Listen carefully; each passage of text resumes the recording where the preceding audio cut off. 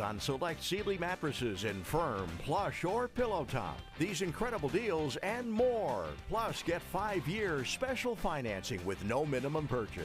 It's the Ashley Home Store Labor Day sale now. In-store only at your newest Ashley store on River Road near Duncan in the Marcytown Plaza. Hurry in.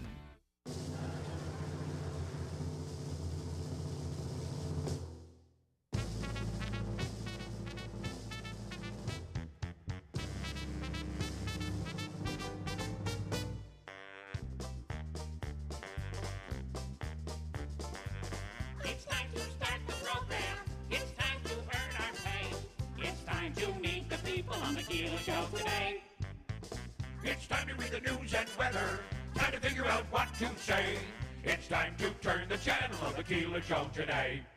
Why do we always listen? Keeler's always in the know. It makes me want to call him and tell him where to go.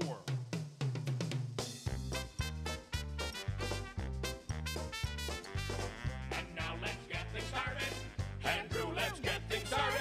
It's time to get things started. On the most sensational, inspirational, celebrational, Keelerational. This is what we call the Keeler Show. WIBX 950 and 106.9 FM. This is Keeler.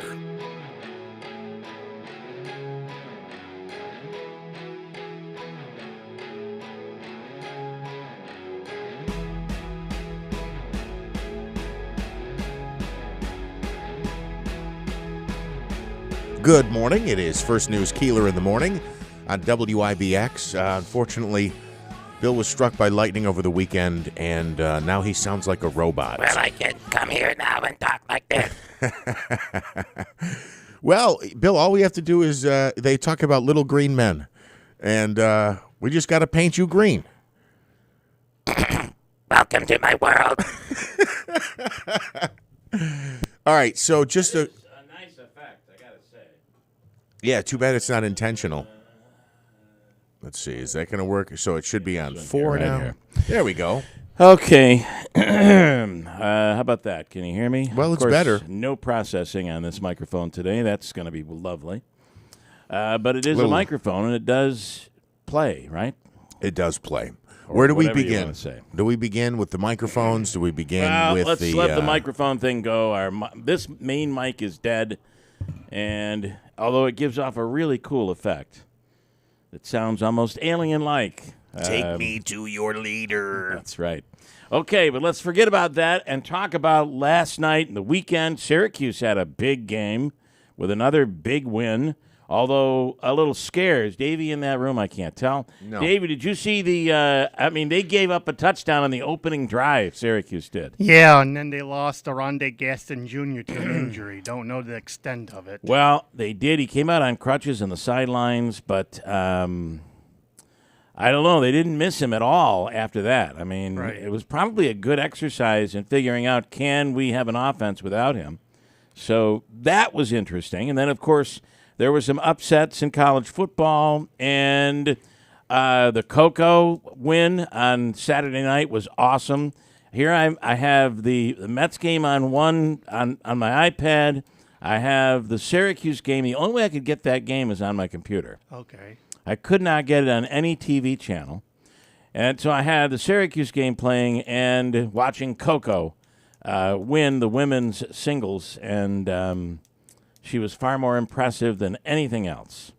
Cool. And then last night. Yeah. So the Giants will open up in week 2. They were on a bye last week. I think you could actually say Dallas was on a bye as well. They didn't even need to show up for that game. Look, let me just say this. And on my way, I had an event on Friday that I was glad to be a part of. Birdies for Babies is the organization. We'll be talking to them in the near future. But on my way in, of course, I got the show on, and I hear Richard, blah, blah, blah, blah, blah. Oh, due diligence. Got to do your due diligence. Look, I never said Detroit couldn't beat Kansas City, or if I did, that wasn't the point I was making on Thursday. And I talked to multiple people about this. They all said the same thing. Yeah, you're kind of right. It's usually a rivalry game, a rematch of a championship game, or a division showdown to start the season. That's typically what it is. It just struck me as odd that it was Detroit, Kansas City. Now, again, and Richard's going to say, well, Jeff, you didn't do your due diligence this offseason. You didn't know that Detroit has a good team. That's not the point. That's not the point. Whether it was a good game, a bad game, a blowout, whatever, it's typically in that fashion. Now, I'll say this to Richard. Richard's going to tell me Daniel Jones is a good quarterback, and I didn't do my due diligence on him. Well, I watched every game for the last 3 years, and the guy stinks. He stinks. It was brutal last night. He's terrible. 40-0. Get ready for more of that, Giants fans. 40-0 was the final last night. Now, listen, I'm nervous about tonight, Davey. It is the Bills and the Jets. The Bills versus Aaron Rodgers. You okay? Yeah. Okay. I just look. I watch all the Giants games, other than last night. I'm telling you, I watched them drive down the field. I went, oh, they look better than I thought. I'm surprised they're moving the ball. They were moving the ball. And then, of course, third and goal. We can't handle a snap. Or you want to blame Richard? You want to blame the snapper? Fine, blame the snapper. They get set up in a situation where they got a long field goal. The kick gets blocked, and the Giants never. I don't even know if they sniffed a first down. I literally turned the game off. I knew it was over from that point. 6-0. The kicker, Dallas's kicker, botched the kick. It did not matter. The game was over. And then I checked. They blew it at the end of the first half. They marched down. They were within the red zone. The Giants were? Yeah, and then kind of moving backwards a little bit, and finally kicked a field goal that went wide left. And then was Dallas' second score a pick six? I saw. I don't know. I didn't watch the whole game. I was getting notifications. I was 6-0, and then all of a sudden it was 16-0, which my understanding was it was on a pick six. Again, it pained me to watch it. And yesterday, with all the other games going on, I was running some errands. I was here and there, and I'd run into somebody with their bright blue and white Giants jersey on, and I was like, I don't know. Oh, Giants, baby! Yeah, we're gonna kill tonight. Yeah, right. I expected right. I expected a close game, and that did not come to fruition. All right. So with all of that going on, we had a shooting at Proctor. Covering that story over the weekend. Now, this morning, we'll speak with Dr. Kathy Davis, who is the acting superintendent of schools at Utica. We'll speak to her this hour at about 6:40. And as Jeff has reported in the news, they've made some changes this week for kids going to school, for kids and spectators attending sporting events. We'll speak to her about that coming up as well. Craig Flint, the meteorologist from WTR, he'll be on this morning at 6:30, and we'll speak to him about this hurricane, which could somewhat impact the Northeast. We'll see. What could it mean for us? Most likely, if there were a hit on the just maybe Long Island, New England.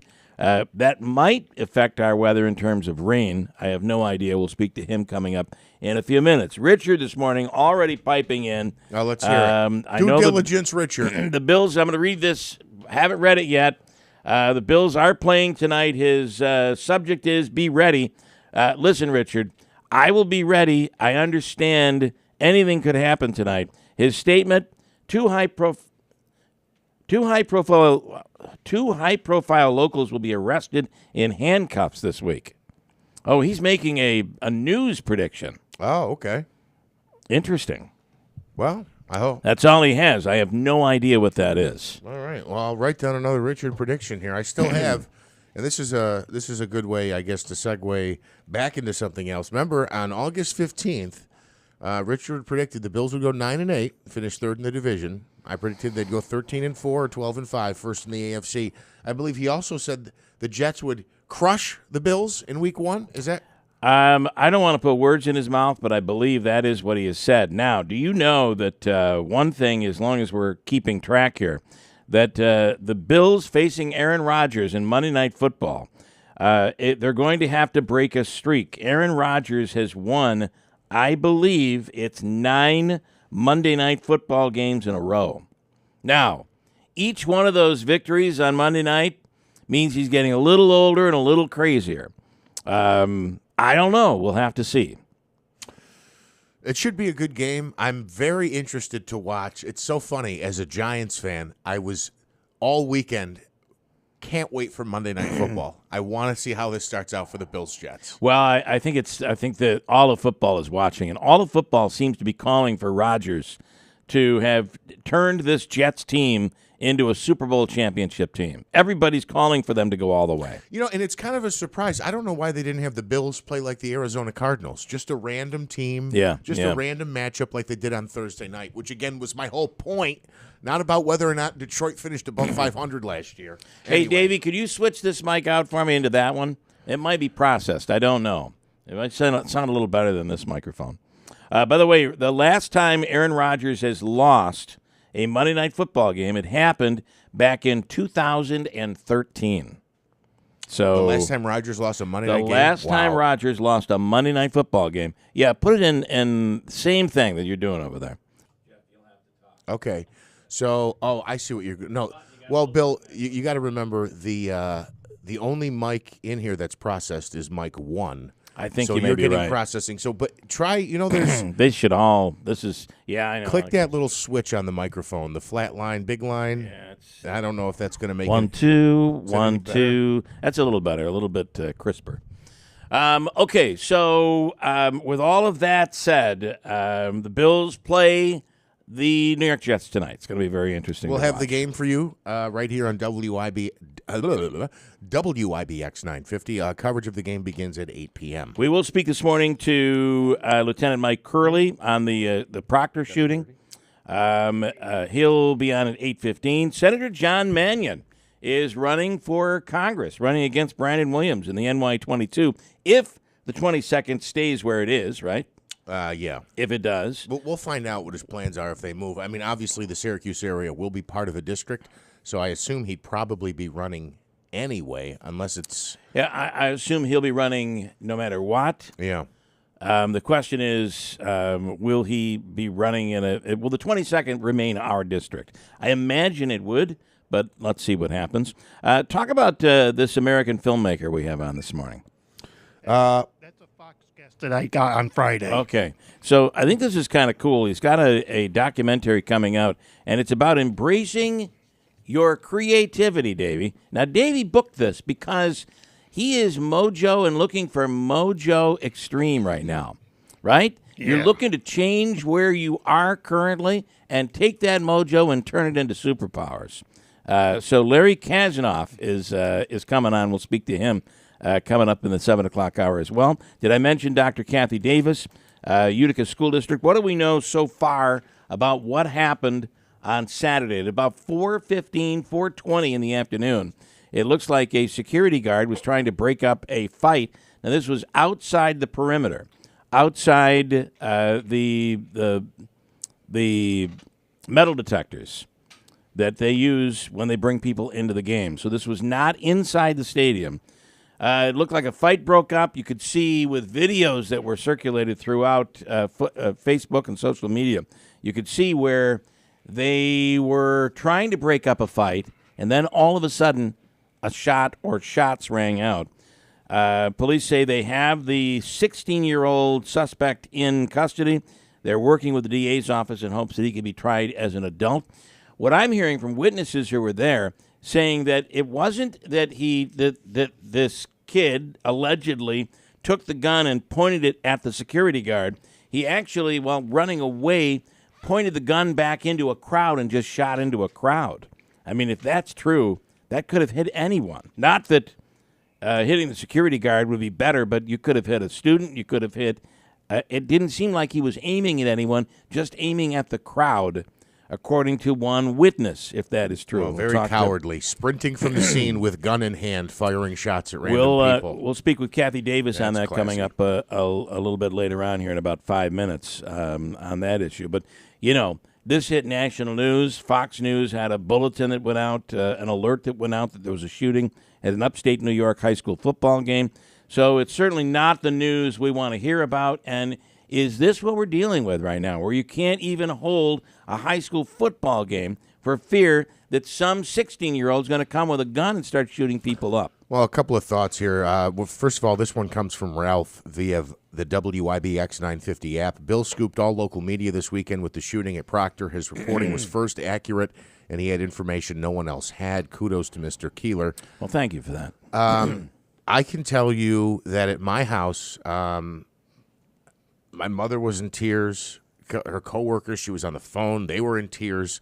My understanding is that this gentleman, can I say his name, who was shot? They haven't released it. Okay, I don't want to release it if it's not supposed to be out there. It's all over Facebook, but, ultimately they're trying to protect the person's anonymity for his security, his family's security. So, well, I will just say my understanding. My mother, in his full-time capacity, I believe works with this individual, and I know. They were crying, because nobody knew what was going on, and they were trying to match up the name to the video. And I finally said to her, Ma, the name is the name. Yeah. It's the same name. You saw the video. It looks just like him. I said, let's be honest about something, because it was, is it him? I said, there's no question it's him. Shot in the back of the head. And my understanding was, now when it came out Saturday, we were being told that he had been shot in the neck. That's what some of his coworkers were told. And my understanding also is that he had recently taken this position as a second job. Which you would think would be a pretty easy job, right? You would think you would not be placing yourself in harm's way. But this is what police officers deal with every single day. And the security guards. It shows you the importance of these security officials who really do go out there and put their lives on the line. I think it's really something. And I'm going to say this, and I don't mean this as a joke, but I'm going to say this reflective, I think, of the society we live in today. Why didn't they just have a gun-free zone in the parking lot? Wouldn't that have stopped all of this? Yeah. Right. They should have just said no violence, and the kids never would have even been fighting. And the issue that you have is, I'm sure the gun is an illegal gun. So as long as we're talking about that, there's nothing that would change that. But there's a culture that's going on over there right now and part of it is inspired, I think, by this raise the age issue. So what you have is 21-year-old, 22-year-old, 23-year-olds encouraging 16, 17-year-olds to actually be the ones who fire the gun because, there's nothing we can do with you because of raise the age. So now that'll be an interesting conversation with the DA to see what can be done. What does he have and what ability does he have based on the law to be able to try this kid as an adult and send a message?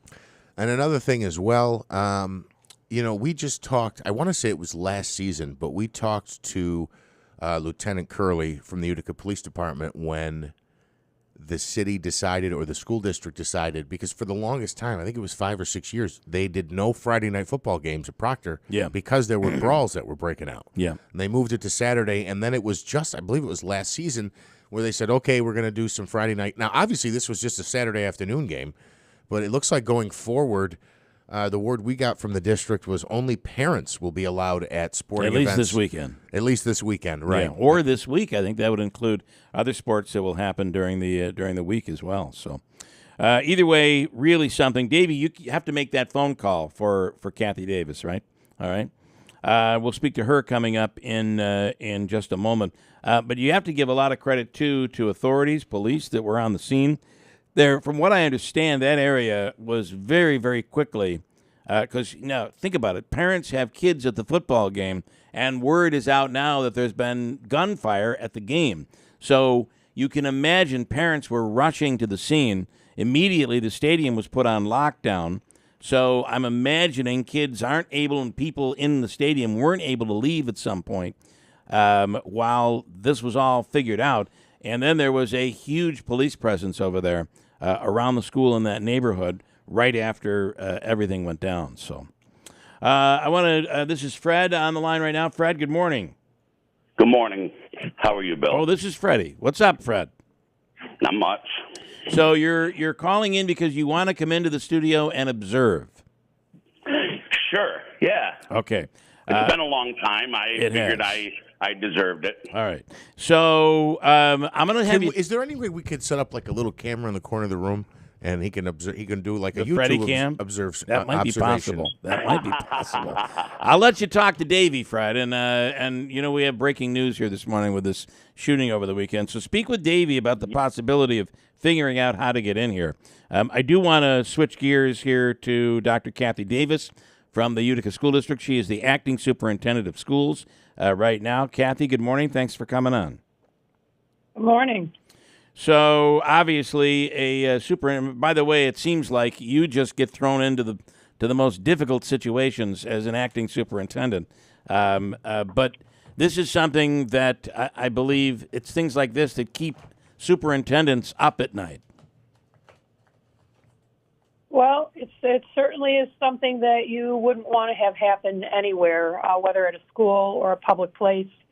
It certainly is shocking that this is the new reality in our world. So the issue becomes how do we as a society address this holistically so this can never happen again. Yeah. So can we just go through there are a lot of stories out there, and I think most of the media has this correct. But just the timeline of events. So the football game is going on. At one point, this started when security would not allow this group of kids into the game. Is that correct? The game was ending, and, it was before the game ended. They were trying to enter, and they were not allowed in. Yeah, okay. So at that point, it was a great game. I was there at the game. I was there first half. Wonderful families. The players did a great job. It was very peaceful, typical football game. Yep. People eating. We have many systems in place that we're all working that day. We have, checkpoints. We have weapons detection systems. Everything was in place, and we had uniformed law enforcement officers. We also had a full complement of security present. So in terms of our, facility and our game, all systems were in place, and we're certainly working well. So then, why was the group not allowed into the game? Was there a concern that maybe they had a weapon? I can't discuss that at this moment. This is an active case under investigation. Okay. So the report that we had gotten is that that the security felt there was something suspicious. That's what I had gotten.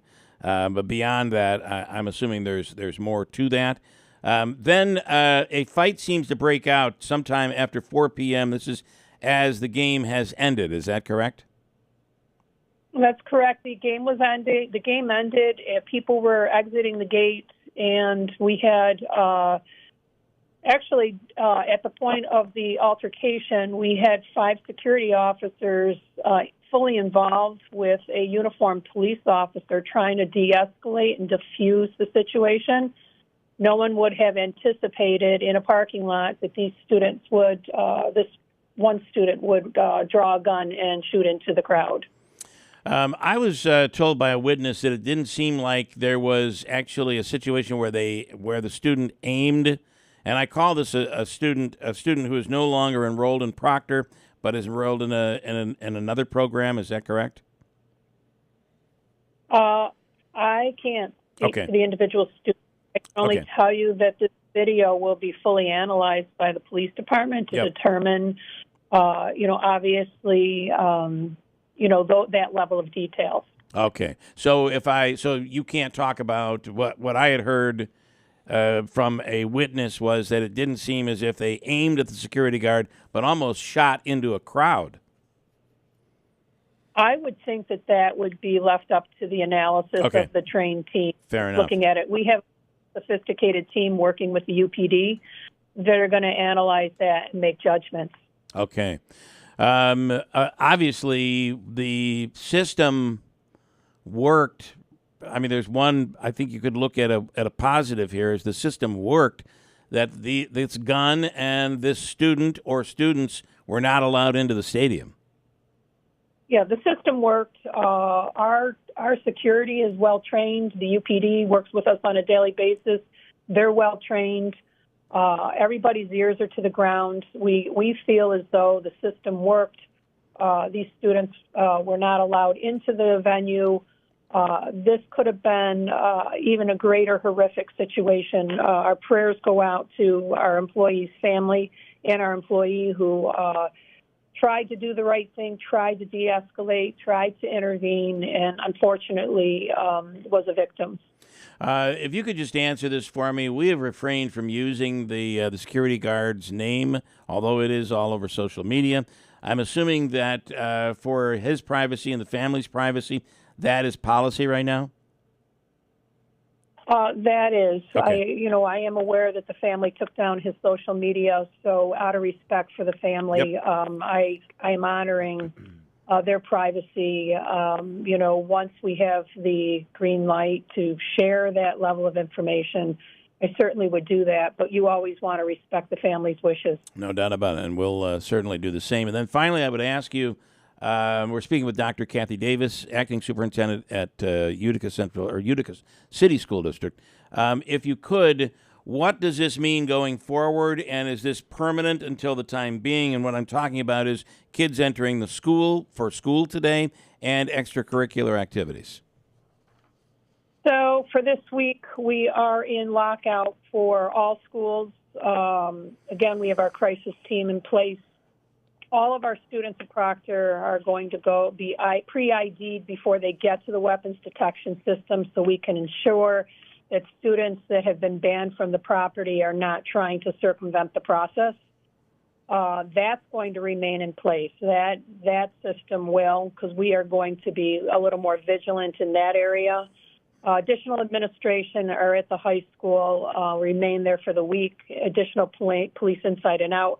Until this whole matter is rectified and all parties who were part of this matter in the parking lot are identified and addressed, we will keep this system as the highest level of security we can to ensure that there's no infiltration and no further repercussions for anyone. Okay, Jeff. I believe you said some students are banned or prohibited from entering the schools. Is it more than just the alleged shooter in this particular incident? There were other students that were involved in this matter. There were also some knives involved. So, again, this is under the investigation of the PD. We are working with them, actually working with them daily to identify individuals who are involved. And once they have their job done, then we'll be able to determine how we're going to move forward. At this point, we are having no after-school events today. We are recalibrating today to determine, anything on property, any games that are coming up will be parents only, no siblings this week. Until we can ensure that any students involved in this matter are addressed, and we're, positive that we can run an event securely. Okay. Dr. Kathy Davis, thank you for your time. Thank you. Appreciate everything that was done over there, and the security guard and the security team. There's no doubt that they potentially saved lives on Saturday. We're not really looking at it that way, but well, they did. They're heroes, all of them, and they de-escalated a situation. They saved lives. They kept these students out of the venue. I can't thank them enough for their bravery. So, all right, Kathy, thank you so much. Thank you, and we appreciate your time. All right, have a great day, Kathy Davis, who is the acting superintendent of schools. Wayne is asking, is the security guy alive? The answer to that is yes. Yes. And is expected to make a full recovery, but was shot in the back of the head and has been listed in critical but stable condition up to this point. Rob, so the security person is shot by a 16-year-old. No names are released. Just let social media run wild with it. We have the right to know. I agree with that. Unfortunately, the family has asked for his name to be kept out of the media. So I feel that we're honoring that. Also, I wanted to say that we have a story up on our website where, and I know my wife is going to be participating in this today.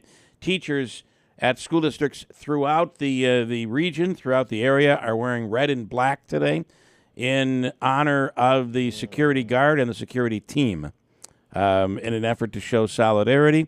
Obviously, something like this could happen at any school district. Yes, as a matter of fact, my son was telling me last night that he's wearing red and black today. So, yeah, I think you'll see students do that as well. Yeah.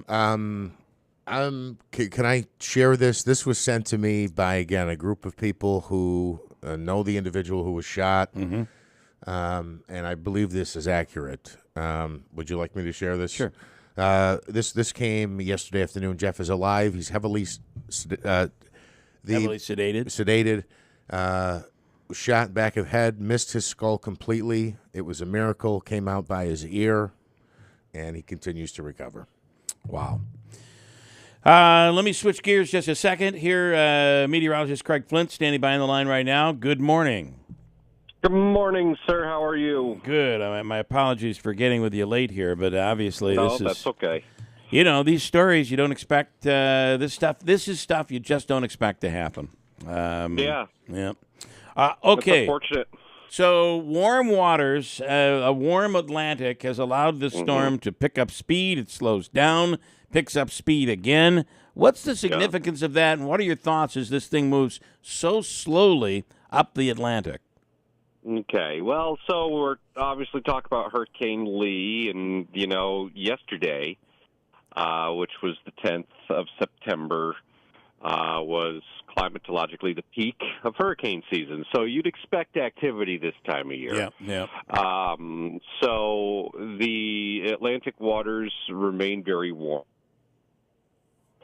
But what's going to happen with Lee over time is as he makes that right-hand turn, he will begin to accelerate north, and at that point he will run into some cooler waters. I don't think this is going to be a direct hit for the United States anywhere. Which is good news. Sure. Because this storm is a big-time major storm.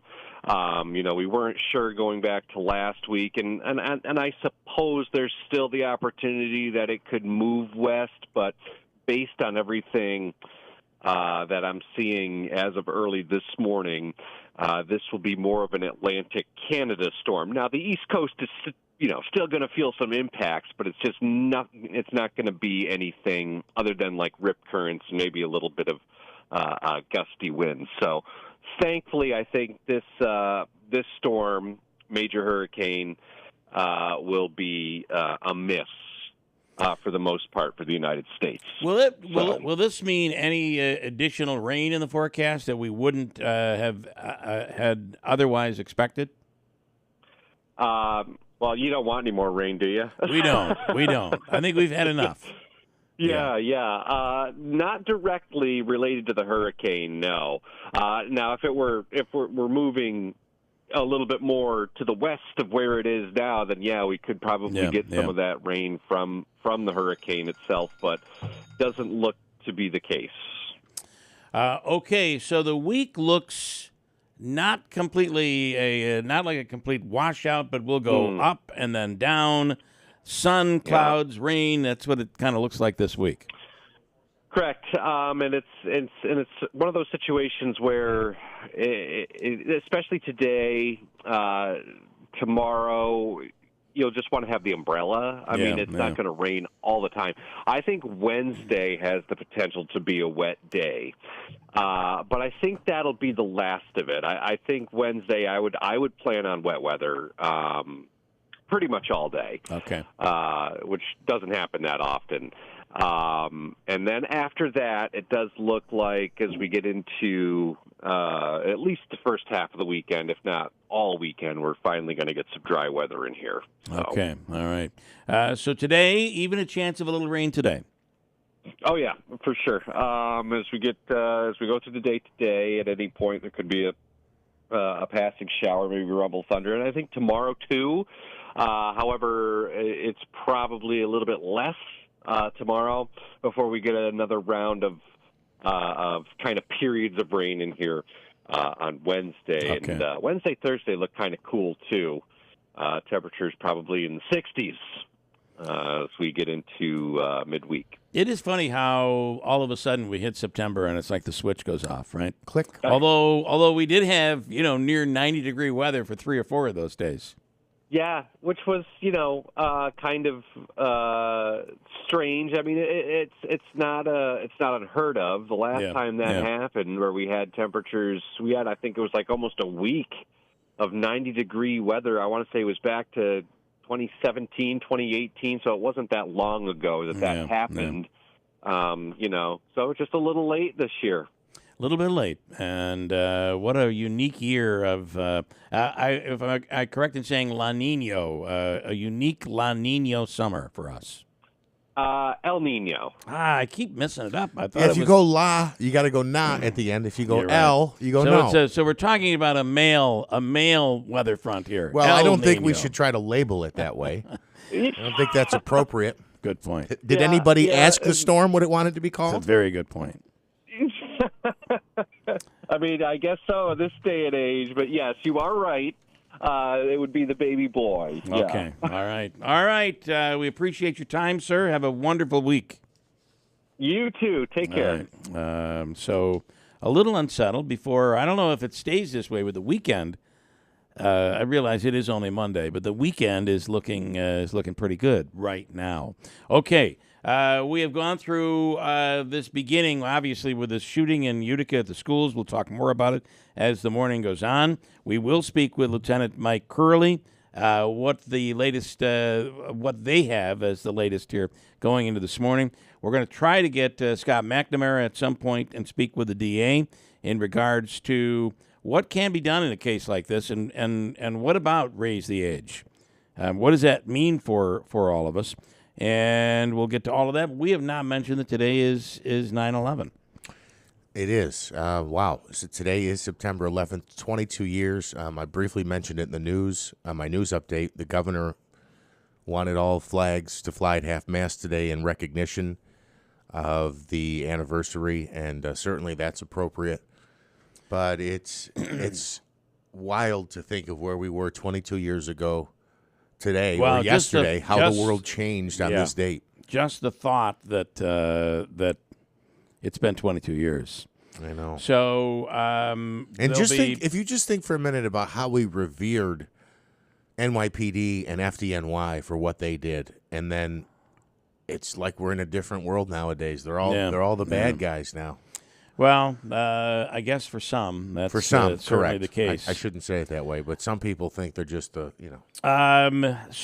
with all of that said, there'll be a lot of ceremonies today here on the 11th of September, and we'll be talking a lot about this shooting that occurred here. It shows you how local news kind of is, how news oftentimes is simply local. Next hour, Hobanka's free money question of the day. We'll get to that. And we will talk about the Buffalo Bills tonight. It's the Bills and the Jets going at it in Monday Night Football. Davey, I'm about to break, but you seem nervous about this one. I am nervous. Here's something not to forget. Why, Bills, is Freddie coming in? I do believe the Bills have gotten better since last year. I do believe that Josh Allen is one of those quarterbacks who seems to be, each year that goes on, he becomes better. And if you ask his coaching staff, they're saying big improvements over the offseason. Let's see what that means. We'll talk about it on the other side here. WIBX Utica Rome, it is 7 o'clock. It's been 22 years. I'm Dave Anthony, Fox News. Since America was shocked on 9/11. 2 airplanes have crashed into the World Trade Center in an apparent terrorist attack on our country. That was President Bush at a school in Sarasota, Florida, where his reading session with kids was interrupted by the news of the World Trade Center attacks. Also, it seems like heavy damage to the upper portion of the building. But it wasn't just New York City hit. A third plane crashed into the Pentagon in Washington. And United Flight 93 crashed in a Somerset County, Pennsylvania field because those on board fought back and overtook the hijackers. In a half-hour span, both the North and South Towers, which had stood since 1971, had fallen. 2,977 people were killed and thousands more were hurt. That's Fox's Gernal Scott. There will be ceremonies at all the sites this morning. President Biden will commemorate the attacks in Alaska with U.S. troops at Joint Base Elmendorf.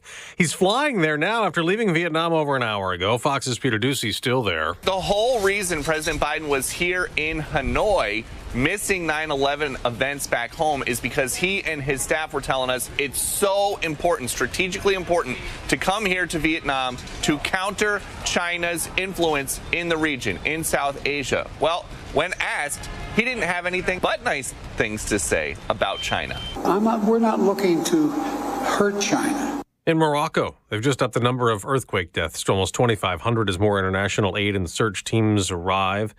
There are thousands of victims left homeless by Friday's quake.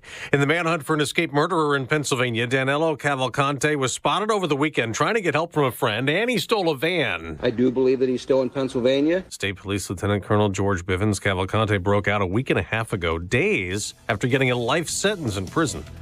America's listening to Fox News. More than 38,000 U.S. veterans are experiencing homelessness across our nation. Through its Homeless Veteran Program, the Tunnel to Towers Foundation is providing housing assistance and services to U.S. veterans in need. Over 500 veterans helped last year, more than 2,000 to receive help this year. If you or someone you know is a veteran who is homeless or at risk of homelessness, complete the inquiry form at t2t.org or donate $11 a month to Tunnel to Towers at t2t.org. Attorney Joe Cordell. Business owners and professionals face special challenges in divorce court. In addition to everything else going on, they have to contend with allegations that they are earning more than they are, coupled with claims on their business or practice itself. Clients with assets depend on their divorce lawyer's skills in these matters, and that's why it's so important to hire someone that has those skills. Online at CordellCordell.com, 518-554-0000, 100 Great Oaks Boulevard, Suite 110, Albany, New York, 12203. We have mostly cloudy skies, 65 degrees. WIBX News Time is 7:03. Well, Utica police making an arrest in connection with that shooting on Saturday that left a school security guard injured. Authorities say the guard was helping break up a fight after a football game when he was struck by gunfire in the parking lot at Proctor High School. Officers have taken a 16-year-old into custody. He faces multiple charges. The victim is expected to survive. Anyone with information on the case or who has cell phone video is asked to reach out to Utica Police. We spoke this morning with Dr. Kathy Davis, the Utica School District's acting superintendent. She says this week there will be a lockout at the school, and students will be pre-ID'd before they enter the school. Also, regarding sporting events in the immediate future, only parents will be allowed at those sporting events. No siblings, only parents. We will talk with Utica Police for more on this story coming up later this morning here on the Keeler Show. Well, today is 9/11. Governor Kathy Hochul ordering flags at government buildings across the Empire State to be lowered to half-staff today in observance of the 22nd anniversary. Thousands of people were killed when planes crashed into the World Trade Center, the Pentagon, and a field in Pennsylvania. Landmarks including the State Fairgrounds main gate and the Expo Center will be lit in blue tonight. The governor says New Yorkers will never forget those who died. New York State Police releasing the results of their Labor Day weekend crackdown on impaired driving. There were over 8,500 tickets issued statewide from September 1st through the 4th. Several arrested for DWI and others for distracted driving. Last year, over 9,700 tickets were handed out during the campaign. Central New York drivers noticing a leveling off of prices at the pumps over the past few weeks. According to AAA, the average cost for a gallon of regular fuel here in the Utica-Rome market is $3.94 a gallon. That's unchanged over the last 2 weeks. We are up 2 cents from a month ago. Our neighbors in Syracuse paying an average of $3.89 a gallon. Statewide in New York, the average is $3.88. And a tragic story in New Lebanon, New York. 2 Massachusetts residents were found dead in Columbia County this weekend. State police say 77-year-old Patricia Platt and 74-year-old Gary Sheldon were crossing Route 20 in front of a speedway in New Lebanon Saturday night when they were struck by a vehicle. Sheldon and Pratt were pronounced dead at the scene. So far, no charges have been filed in that incident. WIBX News Time is 7:06. Your Weather Center forecast calling for cloudy skies, but trying to stay dry at least for the first couple of days this week. Today we have cloudy skies in the forecast for much of the day. Some slight chances of rain showers here or there. Could see some sunshine this afternoon, a high of 76. Tomorrow, mostly cloudy skies, but staying dry with a high of 79. Wednesday, expect some rain showers, a high of only 69, and a mix of clouds and sun on Thursday with a high of 66. Bill, right now we have cloudy skies and 64 degrees. WIBX News Time coming up on 7:07. All right, before you get started with sports, I'm just asking you, take a deep breath, I know you're very frustrated after last night. I didn't even watch the game. Deep breath.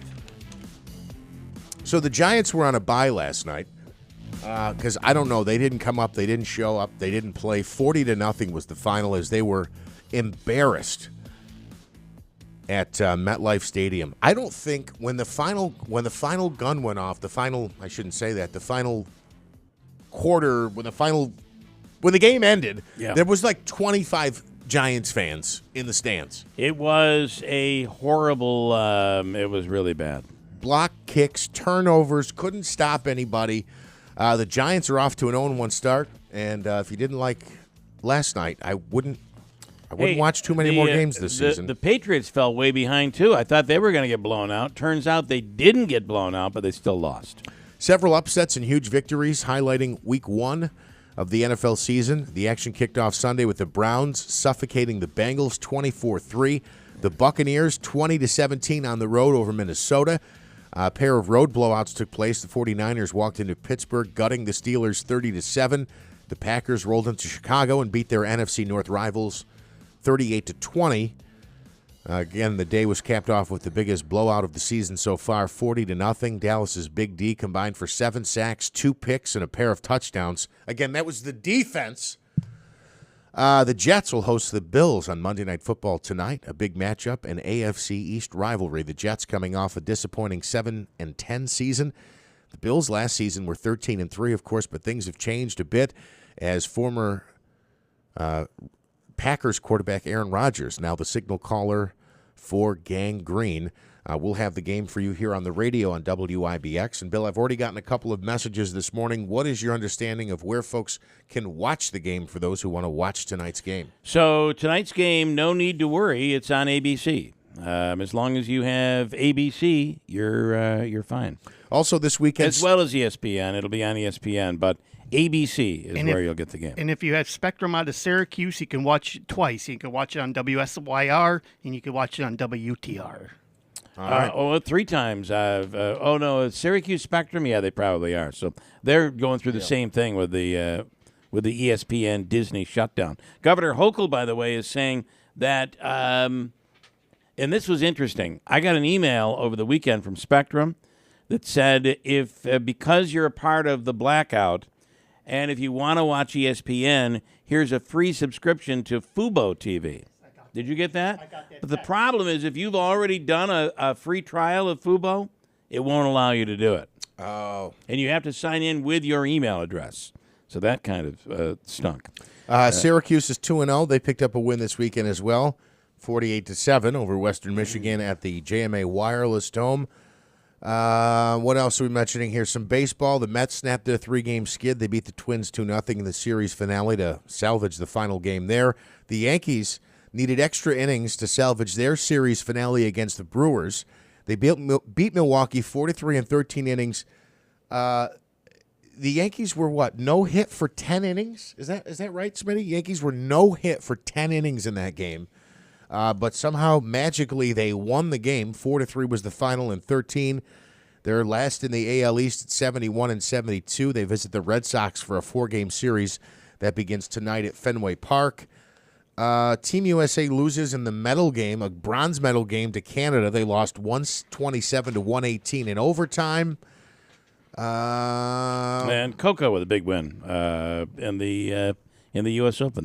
Coco Gauff captured the first Grand Slam title. I'm going to tell you, that was just so much excitement to watch her perform. It was really something. And Djokovic won on the men's side. Okay. All right. I want to switch to, and of course, our news here has been overshadowed by a shooting at a high school football game that occurred on Saturday. We will speak with UPD later on this morning about that.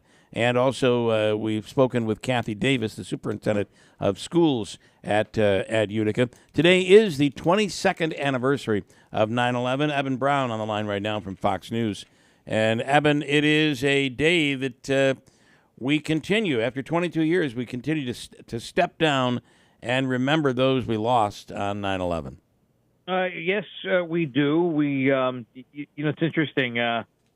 It's been 22 years, so that means there are people now who vote who were not alive. Yeah, wow. Think about that. If you think about it. So it kind of does shift the perspective, to almost being kind of like the greatest generation talking about Pearl Harbor to people who have no memory. It's kind of, I think it's now sort of moving into that type of phase of American memory, if you will. Today you'll see the usual and regular ceremonies that are held in D.C., certainly in Lower Manhattan at the World Trade Center site, which is now the site of the vast memorial, and the reading of the names, the ringing of the bells, the moments of silence for when the planes struck the towers, when the towers fell, and of course in Shanksville, Pennsylvania, where plane crashed, likely due to the heroic acts of the passengers who had gotten word of what was going on and figured that the people who had commandeered their aircraft were looking to do something similar. So, as we know now from the words "let's roll," and that phone call of Todd Beamer to a 911 operator using those old air phones that used to be on all the planes, that they tried to retake the cockpit or do something, and either they crashed the plane or it forced the terrorists to crash the plane. Either way, they may have saved a significant number of lives by sacrificing their own, and that's just something that I think it ought to be in all the history books that everyone's reading. So hopefully it's there. If we talked about this a little bit last week, if people get a chance to come down and see the memorial, it's really breathtaking. You can hear a pin drop as you're walking through the memorial and the museum, and then there's the elevator ride to the top of the towers that is also quite amazing. But it is something everybody should try to do at least one point in New York City. Well, I mean, if you're visiting, and for so many people, there's a once-in-a-lifetime trip to New York City, right? I mean, you're in New York State. It's a kind of a hefty car drive away. But for people from the Midwest or the Southwest or the West Coast who don't do a lot of travel, they might get one visit to New York City. And this is certainly something you shouldn't miss. Before, even just up to that summer, I was in the habit of taking visitors. I worked at a sleepaway camp, and we had an international staff contingent every summer. So for a lot of people, I always ended up somehow being tour guide to Manhattan for one day, and bringing people to the World Trade Center, and so I had just been there essentially weeks earlier in the buildings, and so it was just kind of a freaky thing. And of course, that morning I was stuck in the traffic at the George Washington Bridge on the New Jersey side watching it. So it was just, it's something that's certainly in my memory. Of course, I wrote everything down years ago to make sure I didn't, had a record of it. Because as you get older. Certainly, I understand that. And Eben, if you would, I obviously for us, I was up here on the radio when the news broke. And it literally unfolded while we were on the air, which is something I can't compare to anything else in my career. But I think that around 9 o'clock, 9:15, 9:45, 10 o'clock, we didn't know what was coming next. We felt like this was an active attack, and this may have been just the beginning. The unknown was so much a part of that fear. Oh, it so was. I mean, we didn't know. I mean, the ground traffic, the air traffic had been grounded at that point, so we weren't really fearing another plane at that point, but only because we had put all the planes on the ground. I do remember at some point in those first hours where we didn't know where the president was, President Bush at the time. You know, we knew he was in Florida at the, reading to the kids, but then he got on the plane and left, and no one knew where he was because he didn't go back to Washington. And I do remember something that just to me was really kind of just highlighted the enormity of it. Was that there was a phone call, I guess, on the old red phone or something from Russia, from Vladimir Putin to the White House saying, this was not us. We did not do this. We had stood down our military. And I think that was, I think that there may have been concern that maybe we would mistake this for Russia. Sure. And that might have retaliated. And obviously there was an interest in us not doing that. And so, to me, that was sort of unprecedented, communication between the two. Certainly, the relationship is strained since then. But, at that moment in time, Russia was going, hey, wait, we had nothing to do with this. This wasn't us. We'll stand down our military just to even prove it. So it shows you the enormity of what happened. Also, when you think about it, we all have moments that we remember from back then. One of the most emotional pictures that I still get emotional over when I see it is the picture of President Bush reading to the students and first being told, whispered in his ear of what had happened, and how he continued to finish the reading as to not alarm the students and continue and obviously left early. But that photo is just incredibly emotional to look at. Yeah, I mean, for me, it's being at the side of the Palisades Parkway after the towers fell, watching one of them through the binoculars where you plunk in the quarters, and then hearing a loud noise coming from the north. And when there with a bunch of other people who, had stopped off, and we all turned around, and there's a fighter jet rushing south towards Manhattan, and it's low. I mean, we hit the deck; it was so low. We could see the afterburner, like that scene in Top Gun. Wow! Like it felt, and I just remember thinking, "Buddy, you're too late. Too late. Yeah, too late." Evan Brown, thanks for sharing your stories. We appreciate it. You got it. All right, have a great day. Today, of course, is 9/11. 22 years since all of this went down. And Andy Card is going to be here in Central New York at 7:30 for the Genesis 9/11 breakfast. He's their guest speaker. Yeah, so explain who he is. He's the guy that's whispering in President Bush's ear. That's that photo. When you were talking about what happened there, reading to the kids. So the Genesis group is having a 9/11 memorial dinner or breakfast this morning. Yeah, right. And 7:30 was supposed to... He's the keynote speaker. Right. So that photo to me is just so emotional to look at. It's the very moment that President Bush learned that New York and ultimately D.C., the Pentagon, and who knows where that plane in Pennsylvania was flying, that we were under attack. Wow. All right, stand by. We'll come right back. And it is Monday morning, September 11th. We'll talk more about the shooting at Proctor and give you details, give you an update. We spoke with Kathy Davis, the acting superintendent of schools, a little earlier this morning. Also, Senator John Mannion is running for Congress against Brandon Williams. We'll speak with John Mannion coming up in a few minutes as well. And Hope Micah's free money question of the day, 7:19 at WIBX. Summertime is the best time to build memories in Herkimer County, New York's Experience County. From the Mohawk Valley to the Adirondack Mountains, Herkimer County offers charming communities, festive events, fun adventures, and great family activities. Erie Canal history? Check. Farm markets and unique shops? Check. Outdoor recreation and New York's #1 water theme park? Check.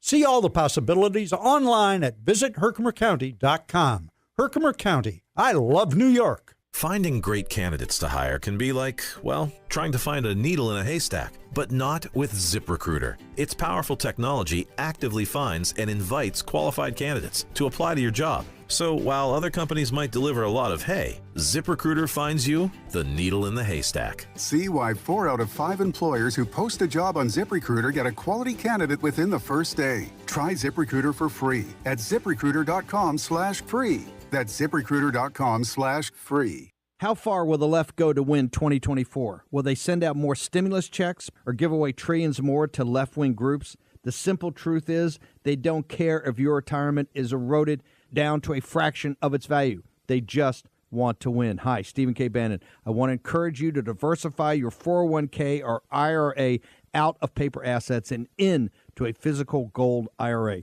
And the only company I recommend for gold IRAs is conservative-owned Birch Gold Group. To learn more, text the word HEDGE to 989898 to get their free info kit on gold IRAs.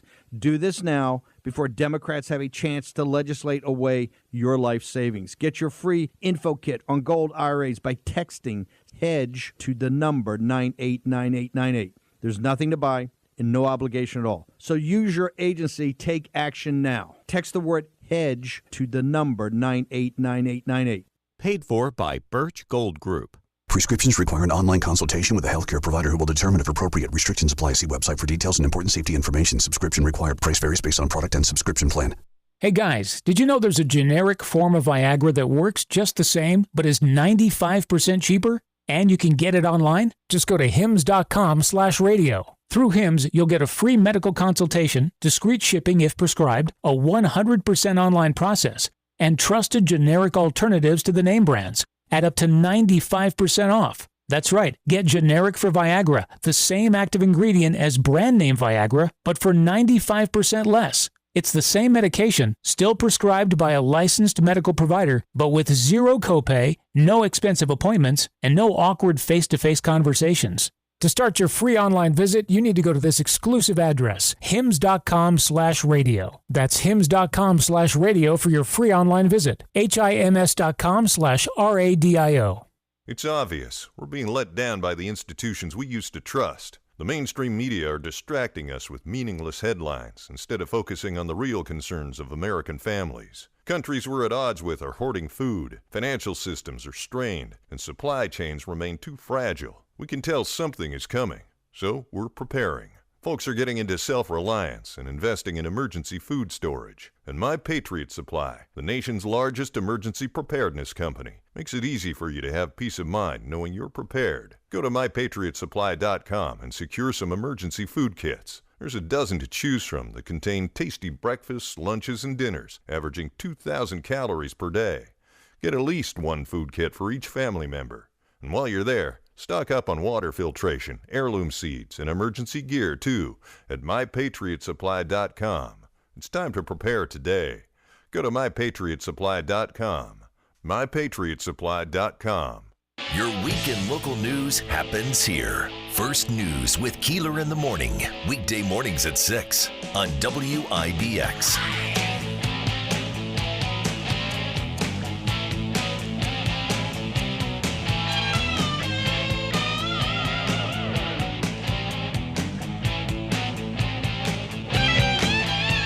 All right, it's 7:23 here on Monday morning. We'll talk more about the school shooting. We'll get into that. John Mannion coming up, running for Congress, and of course 9/11 today. A lot of things going on here this morning. A very, very busy morning. After the 8 o'clock hour, we'll speak with UPD Lieutenant Mike Curley on the latest that we know about the shooting at the high school football game over the weekend. Larry Kazanoff is best known for his blockbusters that include Mortal Kombat, Platoon, Dirty Dancing, and Terminator. However, as his career has grown, he moved into documentaries surrounding female athletes losing their I skipped a line here. Documentaries currently working on one of the homeless population in L.A., one of a female health crisis surrounding female athletes losing their periods, but not what you'd expect from someone who spent a career on blowing up movies. Larry Kazanoff is on the line right now. Good morning, sir. Thank you so much for coming on. Hi, how are you? I have to correct you. I didn't move into them. I just decided during the pandemic to do a few documentaries that maybe would, for a good cause. I still make movies. So, correct. And I think the periods thing is what caught me off guard. This was just a rip and read, by the way. And I apologize for that. But no listen. First of all, what you have accomplished, and I can only imagine what you will accomplish going forward, is incredibly tremendous. It's an honor to have you here on the radio. Thank you. So let's talk, if you could, and I do have to ask before we get out of here, just a little strike question. I want your take on all of this. But The message you have today is about embracing your creative madness in business. Talk about that. Right. Well, I wrote a book which comes out tomorrow called A Touch of the Madness, How to Be More Innovative and Creative in Life and Work by Being a Little Crazy. So I believe that people today are a little scared to be their most creative and their most innovative selves, more so than I've ever seen, and not just in the movie business. And I believe that the current of the river of life will always pull you towards the middle. It will always try and make you compromise and not try. And the problem with that is your audience, your customers, those around you, they want the new and the different. Yeah. And to get the new and the different, you got to be innovative. And to be innovative and creative, you need a touch of the madness. It's that those mad, crazy ideas in the back of your mind. Oh, it's too nuts. I can't do it. How could I ever write a song, open a bakery, be an artist? You can't. Yeah. And the book uses fun stories to try and encourage you to do just that. You know, I have to say one of the problems, and I know that you have to have experienced this probably more than most of us, is when you have that creative, crazy idea, there's oftentimes not only your own voice telling you can't do this, but there are usually people above you that are saying, that will never work. You can't do that. Constantly. I still have it. Look, we made an animated movie about a year and a half ago called Bobbleheads with Universal, and it starred Cher as Bobblehead Cher. Yeah. And we used her likeness and everything. And when the movie was done, People magazine asked Cher, "You've never done an animated movie. Why did you do this one?" And she said, "I've never done an animated movie because no one ever asked me before." So can you imagine if Cher, the most iconic woman on the planet, had never been asked to do an animated movie? Who in your life are you not asking something of because you're afraid they'll say no, everyone asks them, they won't do it, and they've never even been asked? Yeah. So there's three tenets to the book. One is you create your great idea and hold on to it with a crazy zeal. We talk about how to do that. And the second is that ask anybody anything. If I were to say to your audience right now, if you could call any person in the world who's alive and ask them one question, who would you call and what would you ask? Most people don't know how to answer that question because they don't think they can, but they can. Right. And then the final tenet of my book, Create, Ask, is play. You got to live your life a bit more in a state of play. You got to have fun. When you do that, you're more creative, you're more open, you enjoy things more. And those simple things, Create, Ask, Play, allow you to, as I call it, embrace your madness. You know, there's I always try to use a phrase, you never know. Yeah, it's great. Right? I mean, if you don't try, you will never know. Yeah, you the old expression, you miss all the shots you don't take. It's funny, my business partner, who's a genius, uses that phrase all the time. You never know. You just never know. And why not take the shot? People say no to me all the time. Yeah. So what? No is just the beginning. It's just the start. And you know what? I'm trying to get the Pope to do something. The Pope in Italy. He says no all the time. We get these lovely pass letters from Vatican City, but we keep trying. So what? Listen, though, if there was ever a pope who might say yes, this is the one.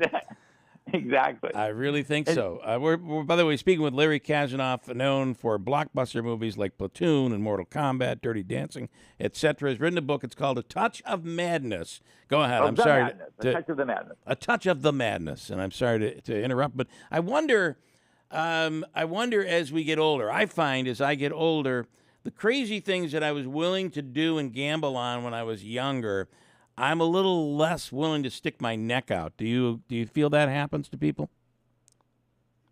Well, I think it happens to everybody. I mean, a lot of the people I know who are most scared to take risks are, 24 years old. Right. And I find that really fascinating. But in a way, it doesn't matter why. If you want to change it, you can change it. And, you don't have to immediately start and make a blockbuster movie or revamp your entire company. You can start small. A good way to start is the ask thing. If you don't want to call your boss and ask for the big change, call somebody. Call your brother-in-law. Call you and ask how to be in the radio.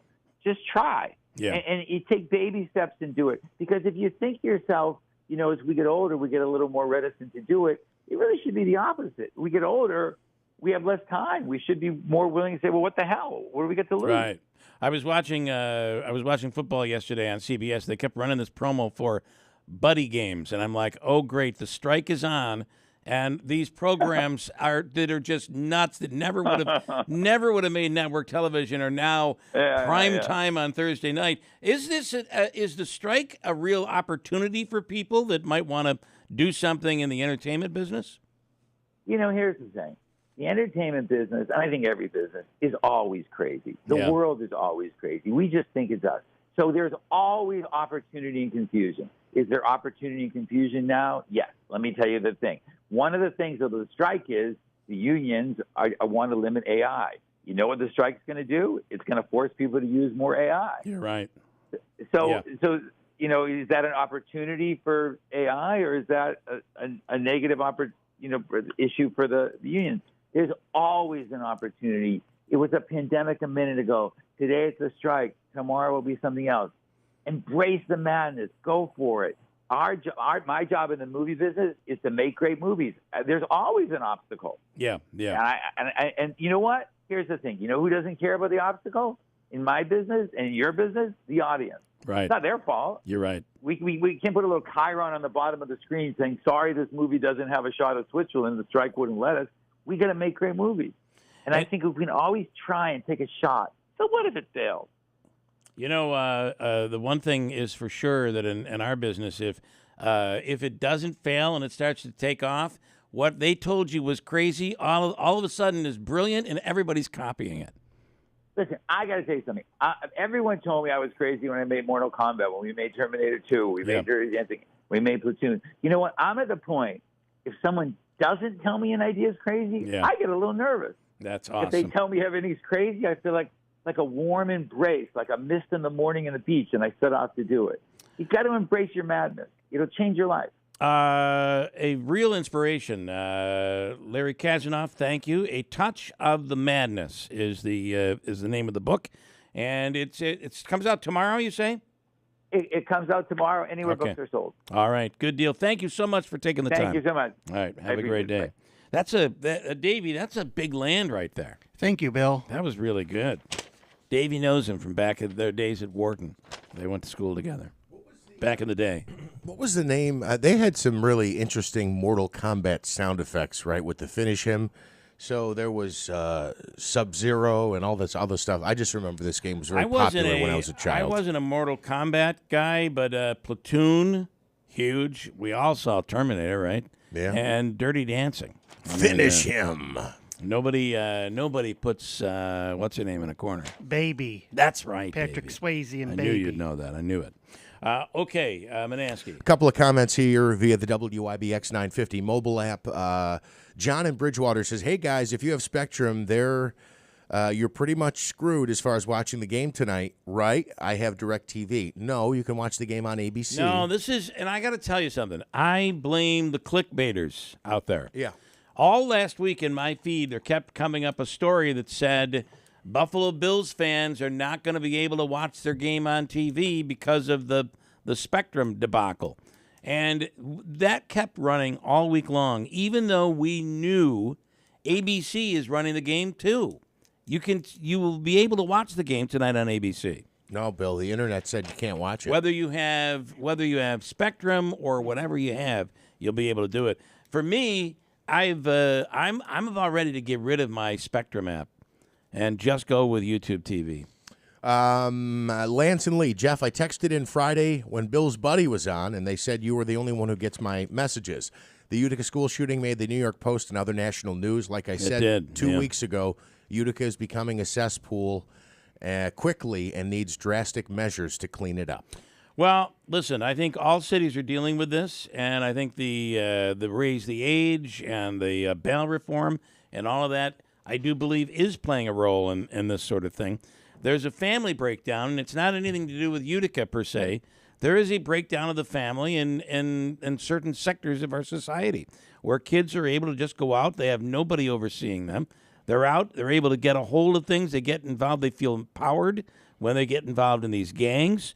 They get access to guns, and here we are. This is not just Utica. It's happening everywhere. And here's something I think we should look at. the number of people that are parents of students at Proctor who are stepping up and saying enough is enough. The fact that, as Kathy Davis, the superintendent of schools, told us earlier this morning, that the game went on perfectly yesterday. It was like every other high school football game in America, inside. Now, it's sad that you have to try to keep people from the outside getting in, but that does exist today in larger cities. This is not Utica becoming a cesspool. There is a breakdown in society, nationwide, possibly worldwide. I don't know about the rest of the world, but I can tell you the rest of the country is going through this. I also want to say, I felt horrible, obviously, for the man who was shot and his family. I mean, that must be the most chaotic, horrible situation when, again, somebody in your family is working a sporting event and something like this happens. But I also want to say, I felt bad for the football players for Proctor. You know, the school kind of gets a bad name associated with this. There's a lot of... what do you think they're saying in Binghamton right now? Yeah, the vast majority, especially those kids who are on the football field, right? They're out there playing. They want their friends and family to come. They want to put on, a good show. I'm sure many of them have high hopes of maybe a scholarship or something like this. Now you have created a situation where only family members, not even siblings, are allowed at sporting events, at least for this week in the near future. The actions of a few should not, it will cast a bad light on the whole district. But let's be honest here. This wasn't a shootout with 50 kids exchanging gunfire. This was a person who took it too far, or a small group of people. A lot of great kids, the vast majority, great kids, great families in the Utica area. Mike says, I see the New York Post cover the Utica school shooting with incidents like this. There will never be a nighttime football game in Utica, probably at the very least in a long time. Yeah, well, we talked about this a little bit last hour. I don't have the exact timeline, but I'll say 5, 6, 7 years ago, there were a series of brawls and incidents that happened at football games, specifically on Friday nights. And the district, and I believe with the assistance of the Utica Police Department, made a determination that we're not going to do Friday night football games at Proctor anymore. They were all moved to Saturday afternoon games. Just last season, I believe it was, a decision was made that they would allow home games at Proctor to be played on Friday nights again. And then obviously there are enhanced security measures. We heard a little bit about this this morning, where the group that was involved in this brawl turned shooting ultimately tried to get access to the game, was not allowed in, and then things unfolded outside of the football facility, outside of the stadium.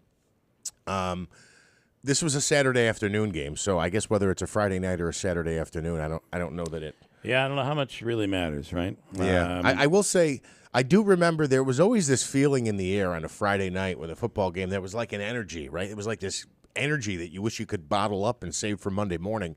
But apparently, whether it's Friday night or Saturday afternoon, I mean, bad things can happen at any time. And this is in regards to Lance. Mike says, unfortunately, we're ending up with a group of young people who are like child soldiers that, for various reasons, have very little regard for life. Perhaps because they've lived so little of it or experienced and seen so much violence in their own lives. I don't know what it is, but it is a thing. Wayne says, when 9/11 went down, I was painting a deck in North Utica, listening to your program. By the way, we'll be posting the audio from that show back on this date in 2001. In just a few minutes, it'll be up on our website at WIBX950.com. Rob says, so a security person is shot by a 16-year-old and no names are released. Just let social media run wild with it. We have a right to know. As for the shooter, he's protected by law at this point. It'll be interesting to see what the DA has to say about if this kid can be tried as an adult. And you wonder what the law allows for today. And as for the security guard, the family has asked that his name be kept private at this point, and we're honoring that. So. Well, again, and I'm going to say this, I touched on this a little bit last hour. I'm not cracking jokes about this situation, but I really think what we need is more background checks, and we need to put up more signs that say it's a gun-free zone with no violence. right? That'll fix everything, won't it? I don't know what fixes this, unfortunately. The Falcon Clinic in Washington Mills is accepting new patients. The Falcon Clinic is the area's premier osteopathic medical clinic, and they're accepting new patients right now. If you have the flu, you have back pain, neck pain, if you're dealing with a medical issue that you can't put your finger on and no one else has been able to crack, this is the place to go. The Falcon Clinic in Washington Mills. Dr. Shemaleski, Dr. Zielinski, also Dr. Kosminski, everything from acupuncture to counseling to family medicine. You'll get it all under one roof at the Falcon Clinic. And with the osteopathic approach, Dr. Shemaleski takes things one step further. Even with my dad dealing with shingles pain, after dealing with back pain, being treated at Dr. Shemaleski's for the shingles pain, and an osteopathic treatment that really has worked, allowing the body to help heal the pain. It's incredible. Call today, Dr. Shemaleski and all the physicians at the Falcon Clinic, 315-507-4751. We have more great comments coming in on the WIBX 950 mobile app about this incident. We'll share those for you in just a few minutes coming up here when we come back. And if I can tell you, if you'd like to win 4 months of spa supplies for your hot tub, 4 months of supplies, you can make sure you download the WIBX 950 app. It's absolutely free. You can look for it in Google Play and in the App Store. Download it by searching WIBX 950. Once you download it, message us, and you can do so right now. Send a message in through the app that says simply Tucker. And we're talking about Tucker Backyard Pools and Spas.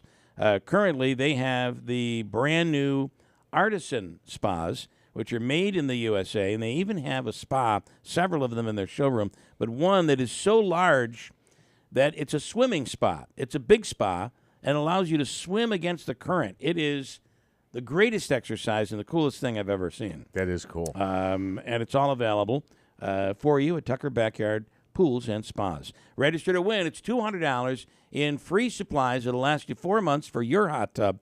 Just message us Tucker on the WIBX 950 app right now, and you're automatically entered. The drawing will come at the end of the month. No purchase necessary. Speaking of giving away, let's do Hobica's free money question of the day. It's a chance for you to win $100 to start off the week. $100. Be caller number what, Davey? What do you want to do? Caller 7. Caller 7. Seventh caller through the lines right now, 315-736-0186. And then John Mannion's running for Congress in the 22nd. We'll speak to him coming up next to WIBX. Life happens, and at Mohawk Valley FCU, we are here to help you through life's ups and downs. It's not always easy. Life isn't perfect. That's why Mohawk Valley FCU goes above and beyond for their members with higher interest accounts, superior service, easy loan approvals, and so much more. With locations on River Road in Marcy, in the State Office Building in Utica, and with mobile banking, you'll receive the best service no matter where you are. Mohawk Valley FCU now welcomes all Town of New Hartford employees. Member-focused, member-driven. Visit MohawkValleyFCU.org. Finding great candidates to hire can be like, well, trying to find a needle in a haystack. Sure, you can post your job to some job board, but then all you can do is hope the right person comes along, which is why you should try ZipRecruiter for free at ZipRecruiter.com/free. ZipRecruiter doesn't depend on candidates finding you. Its powerful technology identifies people with the right experience and actively invites them to apply to your job. You get qualified candidates fast. So while other companies might deliver a lot of hay, ZipRecruiter finds you what you're looking for. The needle in the haystack. 4 out of 5 employers who post a job on ZipRecruiter get a quality candidate through the site within the first day. ZipRecruiter, the smartest way to hire. And right now, you can try ZipRecruiter for free. That's right, free. Just go to this exclusive web address, ZipRecruiter.com/free. That's ZipRecruiter.com/free. ZipRecruiter.com/free. Finding great candidates to hire can be like, well, trying to find a needle in a haystack, but not with ZipRecruiter. Its powerful technology actively finds and invites qualified candidates to apply to your job. So while other companies might deliver a lot of hay, ZipRecruiter finds you the needle in the haystack. See why 4 out of 5 employers who post a job on ZipRecruiter get a quality candidate within the first day. Try ZipRecruiter for free at ZipRecruiter.com/free. That's ZipRecruiter.com/free. WIBX 950 and 106.9 FM. This is Keeler. Well, it is Monday morning. Coming up, we'll speak with John Mannion, who's running for Congress in the New York, that's New York State Senator John Mannion in the 22nd Congressional District. We'll get to that. Let's start with our free money question of the day. Davey, just tell me so I can keep moving here. Who is it? It's John in Boonville. And he's on line too. Hi, John in Boonville. Good morning. Good morning. You ready to go here? I am ready to go. Is it $500 today? Today's a $100 day. We start on Monday at 100 and work our way up. So, okay. All right, here we go for $100. Here's your question. We just spoke with him. Larry Kazanoff, movie executive, attended Wharton School of Pennsylvania for his college, and then did his graduate work at this New York University. Ready, go.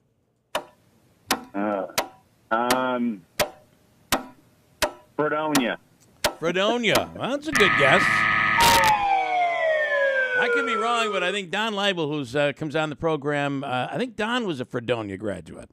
Yeah, I am too. That's why I went with it. Good guess. Unfortunately, his grades must have been a little better than the rest of us. He went to Cornell.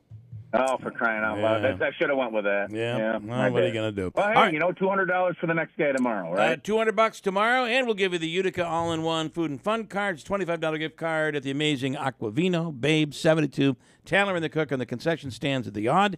Stand by. Davey's going to mail it out to you, okay? Thanks, Bill. All right, thank you so much. John in Boonville. Okay, yeah, he went to Cornell and then got into the movie business. And if you get a chance, this book sounds really interesting, right? Where, so often I think people come up with an idea and you think it's a great idea. Usually I do it about 3 or 4 times a week, and my wife's like, "That's stupid. Just keep doing what you're doing." You need someone to let you know when you're off the tracks, though, don't you? Well, I probably am off the tracks more often than not. I believe Senator John Mannion and his household, there was probably like, "You are not running for Congress." Yeah, I am.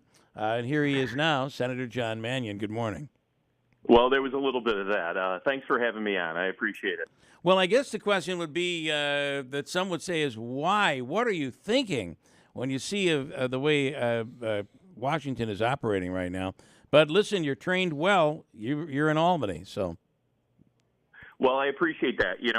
I've lived here my whole life. I grew up in the city of Syracuse and have lived just outside of it. I care about my hometown. I care about the region, and I was a teacher for a long time, so I was serving the community as a biology teacher for about 28 years. So, never had any aspirations of going into this business, but it was advocating for things like public education at a challenging time that really got me into a leadership role and then advocating. And, I will say this about our area. We've had very strong representation at the state and federal levels, and I care about my community, and we have high expectations of the people that represent us. We expect them to be diplomatic. We expect them to be fighting and delivering for the region, and I hope that I've done that already in the Senate. I believe that I have, and this is, a natural progression for me.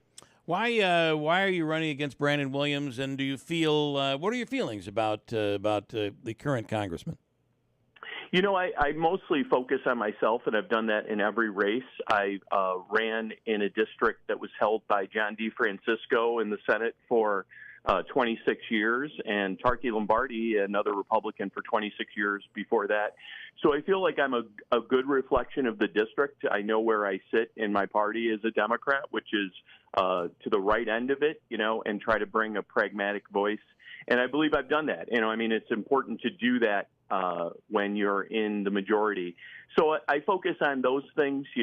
For me, it's really about delivering for Central New York, and we've got some good things on the horizon here. I lived with the loss of jobs that happened in Syracuse, Rome, and Utica, and we had to transition over the course of my lifetime, and we have. But now we're on the precipice of great things, and I want to be there to be that voice to make sure the infrastructure dollars or the legislation is working for Central New York and the Mohawk Valley. We're speaking with Senator John Mannion, running in the 22nd Congressional District, which is currently held by Brandon Williams. Manaski. Congressman, we've been talking this morning, obviously, about the shooting incident that occurred outside of a football game in Utica over the weekend. Part of the discussion this morning involves the raise the age and what laws are currently on the books in New York State. This individual, we're told, is 16 years old, and there's a question as to whether or not, even though he shot somebody in the head, he could be tried as an adult. Where are you on raise the age and what's happened with bail reform in New York State? Right. Thank you for that question. You know, as a school teacher, I sat on the school safety committee, and we made multiple changes, and I was proud to be a part of that. And I've always supported law enforcement, and they have supported me as well. I actually had a bill to create a police force, first police force created in New York State in 50 years at Syracuse Hancock Airport. But on your issues, you know, the changes to bail, let's start there. The changes to bail happened before I was in office, and I consistently stated that we needed reasonable changes. And in 3 budget sessions, we've got changes. Not everybody knows exactly, the details of all of those, but they do include, making more crimes bail eligible, addressing the reoffending issue. And these are things that are very frustrating for people. And we've made those changes. On raise the age, again, I would say that was passed before I was in office. It had good intentions, but I have very close relationships with our district's attorneys, our sheriffs, and our law enforcement, and the community, honestly, and they have great concerns. And honestly, there needs to be changes. That's where I stand on it, because these kids do need remediation. I hope that they turn their lives around. We always want to give young people a second chance, and we have the things in place to do that. But also, we have to protect our citizens. And, I do think that there are reasonable changes there, especially when it comes to acts like this. And I will continue to work on that. We got some reasonable changes to bail. We have not moved the needle on raise the age, but the concerns are still out there, and they should be. Do you think there is this divide? And I oftentimes listen and I hear from the group that wants to divide New York. They want to split New York up somewhere just north of Long Island, or maybe we include Long Island. And I always talk about how our roads would just turn to potholes, and because of all the funding we get from New York City. But you cannot ignore that oftentimes some of those in the Assembly, especially in New York's legislature from downstate, come up with some pretty crazy ideas that it's hard for us up here to even understand. Are we dealing with such different lifestyles that this is where we are today? And of course, that downstate currently has the majority in the legislature. Well, I have a lot to say about that, honestly, but that's why really my position that I hold in the Senate is a critical one, because I have to bring that upstate voice. And, our Joe Griffo, who I have a great relationship with, we don't share a party, but we have shared interests, and we understand what it's like to live in upstate New York. So we've got to get our voices into the conversation, and I have. But you're right about the revenue piece. A lot of times we say everything goes to New York City, but in reality, that revenue dynamic is a little bit different than that. We have a SUNY system in place. We have a state workforce in place. We have a lot of things that really, need to keep us as a whole state. And I know that probably wasn't your question. And the last thing I'll say about it is that, some of my colleagues that are New York City members represent areas, not rural areas, but areas like the cities and the suburbs that I represent that have single-family homes, that have working-class individuals, that have lots of civil servants and teachers and things like that. And so there is that voice in New York City, too. It is not as prominent as some of the more progressive voices, but there are moderate voices coming out of New York City, even from the Democratic Party. But I'm willing to work with everybody, and my job is to represent, the 50th district and be a good reflection of the people I represent, and I hope I'm doing that, and I believe I am. I want to ask you about one of the things I think that I've heard from people in the Syracuse area is that Brandon Williams, our current congressman, has not done a very good job of being visible in Onondaga. You can talk about that if you would, and then you do a thing called mobile office hours. Can you commit today that even though you're from Syracuse, that if elected to be our congressperson, that you would not neglect Oneida County? Well, I'm going to start there. I've lived here my whole life, and I watched the last election, and I've spoken with many people in Oneida and Madison counties, and of course, this is their concern. Their concern is that they're going to be an afterthought. I already have represented parts of Onondaga and Cayuga, and currently represent parts of Onondaga and Oswego, and I represent the whole district. We have those mobile office hours, like you mentioned, proportionally in those areas of the district. We make sure we get out there so people know that if there's services that they're not aware of, we can help them with constituent issues or find them services or whatever it might be. And I 100% commit to that, commit to having offices in the region, and commit to holding those mobile office hours. This is a busy job. It's a busy job in the state legislature. It's a busy job in, as a congressperson. But the people want to see you, and I am a hustler. I keep moving. I get out to as many events as I can.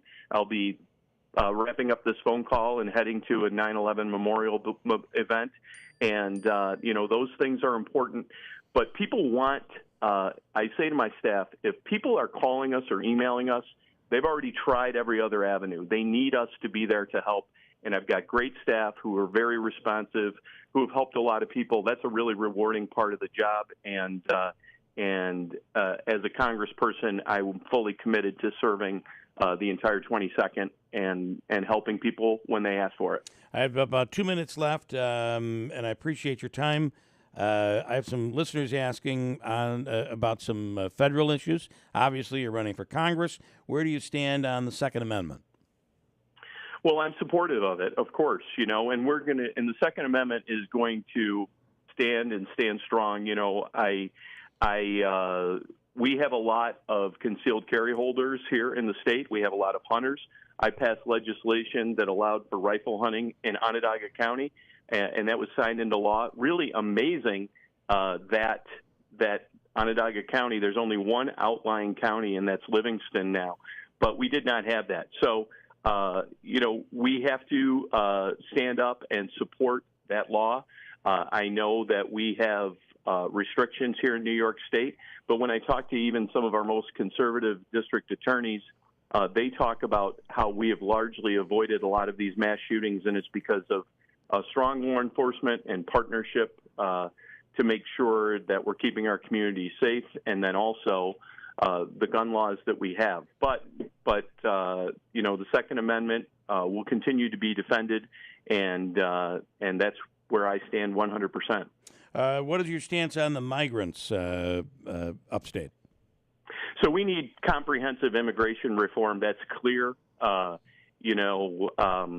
are in Oneida County, Madison County, Onondaga County. We have a great history of welcoming new Americans to the area, but we need comprehensive immigration reform.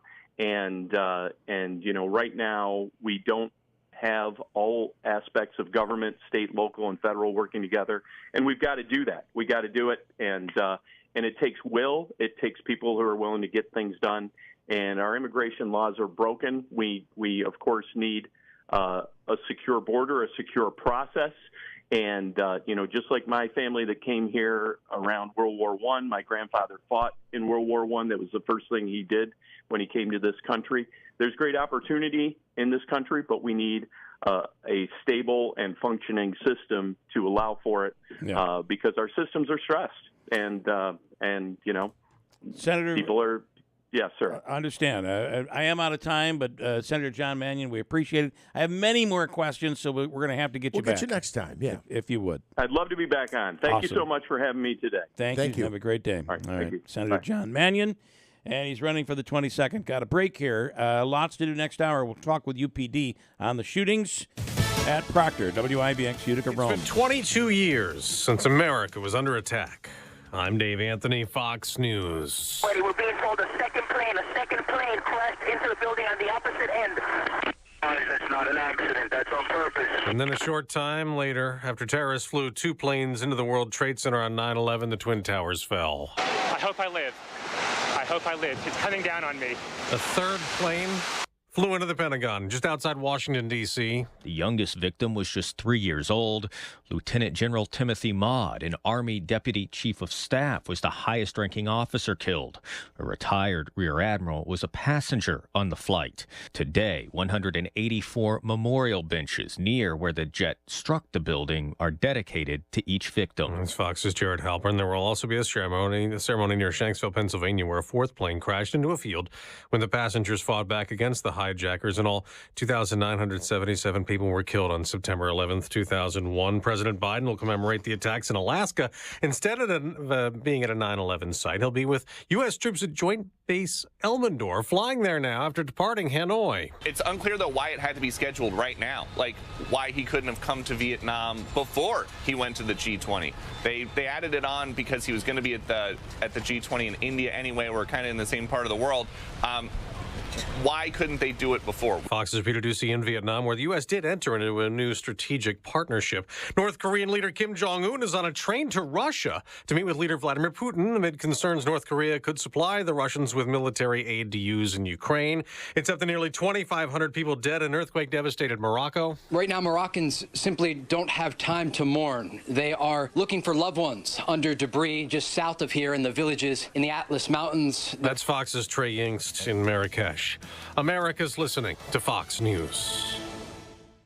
More than 38,000 U.S. veterans are experiencing homelessness across our nation. Through its Homeless Veteran Program, the Tunnel to Towers Foundation is providing housing assistance and services to U.S. veterans in need. Over 500 veterans helped last year, more than 2,000 to receive help this year. If you or someone you know is a veteran who is homeless or at risk of homelessness, complete the inquiry form at t2t.org. Or donate $11 a month to Tunnel to Towers at t2t.org. Attorney CPA Joe Cordell. Divorce forces a father to focus on what's most important, his children. You may no longer be a husband, but you'll always be a dad. In the divorce process, this comes down to 3 key concerns: physical custody, decision-making, as well as financial support. Each of these is important, and it's important that you choose a lawyer that cares as much about these issues as you do. Online at CordellCordell.com. 518-554, all zeros. 100 Great Oaks Boulevard, Suite 110, Albany, New York, 12203. We have mostly cloudy skies, 67 degrees. WIBX News Time is 8:03. This news update is brought to you by the Community Foundation of Herkimer and Oneida. Join them on September 20th at givemv.org, and let's show everybody that Mohawk Valley gives. Utica police making an arrest in connection with the weekend shooting that left a school security guard injured. Authorities say the guard was helping break up a fight after a football game on Saturday when he was struck in the back of the head by gunfire outside of Proctor High School. Officers have taken a 16-year-old into custody. He faces multiple charges. The victim is expected to survive. Anyone with information on the case is asked to contact Utica Police. Governor Kathy Hochul ordering flags at all government buildings across the state to be lowered to half-staff today in observance of the 22nd anniversary of 9/11. Thousands of people were killed when planes crashed into the World Trade Center, the Pentagon, and a field in Pennsylvania. Landmarks including the State Fairgrounds main gate and the Expo Center will be lit in blue today. Governor Hochul says New Yorkers will never forget those who died. State police releasing the results of their Labor Day weekend crackdown on impaired drivers. There were over 8,500 tickets issued statewide from September 1st through the 4th. Last year, over 9,700 tickets were handed out during that Labor Day enforcement campaign. Drivers in the Mohawk Valley seeing steady prices at the gas pumps when they go to fill up. According to AAA, the average cost for a gallon of regular fuel here in the Utica-Rome area is at $3.94 a gallon. That's unchanged over the past 2 weeks. It's up 2 cents from 1 month ago. Statewide, the average is $3.88 a gallon. Our neighbors in Syracuse paying an average of $3.89 a gallon. And a tragic story in New Lebanon. 2 Massachusetts residents are dead after a tragic accident in Columbia County this weekend. State police say 77-year-old Patricia Platt and 74-year-old Gary Sheldon were crossing Route 20 in front of the Speedway in New Lebanon Saturday when they were struck by a vehicle. Sheldon and Pratt were both pronounced dead at the scene. So far, no charges have been filed in that case. WIBX News Time is coming up on 8:06. Your Weather Center forecast comes to you from Eyewitness News. We do have a slight chance of rain showers mid-afternoon today. Otherwise, mostly cloudy skies, maybe some light rain depending on your location right now. This afternoon, mostly cloudy with a high of 76. Tuesday, mostly cloudy skies, expecting to stay dry with a high of 79. Wednesday, mostly cloudy, rain showers expected, a high of 69. And a mix of clouds and sun for Thursday with a high of just 65. Bill, right now we have cloudy skies, maybe a few raindrops depending on your location. 67 degrees. WIBX News Time is 8:06. All right, in sports, the Cowboys steamrolled the Giants last night, 40-0. Well, you are still fuming over last night. You know what annoys me? Again, here's the problem, is because when I went on my rant previously, not this morning, previously, about how bad I thought Daniel Jones was, I get people like Richard who say, you don't do your due diligence, Manaski. You don't know what you're talking about. The guy cannot move the ball down the field, and when he does, It was bad. The interceptions. And then, there was a point in the fourth quarter. Again, I was clicking back over to see if we could get Dallas up to 50 points. I was clicking back over. Isaiah Hodgkins catches the ball down the middle, probably the biggest offensive play we had in the night. Gets tackled, fumbles the ball. Dallas takes back over. I came back in last night to see if the game was going to turn over properly, and on my way back in, who is it? The guy who used to be on Mike and Mike, the heavier guy, the former player. Mike Golick. Thank you, Smitty. Mike Golick says, boy, after that first half, I didn't think it could get any worse for the Giants, and it's gotten much worse here in the second half. Yeah, it did. It ended poorly at the end of the first half, too, because they marched it down, looked like they were going to finally score, and they didn't. In fact, they were going backwards, and then kicked a, 35-yard field goal, and it went wide left. And that was their last, to my knowledge, their last scoring opportunity. I of course, went to bed after that. I understand it's more than just Daniel Jones, but again, I saw Giants fans yesterday. And I love you. I love you, Giants fans. All decked out in the blue and white. Oh, we're going to kill them tonight. We're going to kill the Cowboys. Yeah. No, we're not. Yeah. No, we're not. Oh, why are you being negative? No, I'm being honest. Okay? It was, but it's only game one, right? It's only 1-0. We're going to be 1-0. Take down the Cowboys. I certainly don't want to pile on because as a Bills fan, I'm with all this Aaron Rodgers hype, I'm a little nervous, but I can't help but think that Josh Allen is going to be better this year than he was last year. And that this team is, as long as they can stay healthy, I feel like this team beats the Jets tonight. Yeah, well, Aaron Rodgers will make his debut for Gang Green tonight. They'll be at home hosting the Bills. Watch TV. Everybody has not only a win tonight against Buffalo, but Aaron Rodgers is taking them to a Super Bowl victory. Oh, Bill, do your due diligence. You got to do your due diligence, Bill. Yeah, they're going all the way this year. We'll see. Well, Richard agrees with that, by the way. I was kind of mocking him a little bit because every time he disagrees with me, he tells me I haven't done due diligence. Again, go back and check the Daniel Jones stats. The Jets acquired the future Hall of Famer from Green Bay, which have boosted their odds at winning a championship. The Bills are hoping to continue their reign atop the AFC East. We'll have coverage of the game right here tonight on WIBX. For those Spectrum customers who are afraid they will not be able to watch the game, tonight's Monday Night Football game will also be on ABC. So you'll have a chance with WUTR. You'll have a chance to watch that game tonight. Going forward, I don't know what the plan is for Spectrum and Monday Night Football. Aaron Rodgers plays against Dallas a week from tonight, I believe. And that game will be on ESPN only. And Spectrum viewers will not be able to see that game unless you come up with another plan. Syracuse off to a 2-0 start. They blew out Western Michigan 48-7 at the JMA Wireless Dome. Syracuse hopes to keep it going when they visit Purdue on Saturday night in West Lafayette. Some baseball here. The Yankees needed extras after they were no hit for 10 innings. They won that game yesterday 4-3 in 13 innings. Giancarlo Stanton had a 2-run shot in the bottom of the 12th for his 23rd home run of the season. What's he batting, 199 now?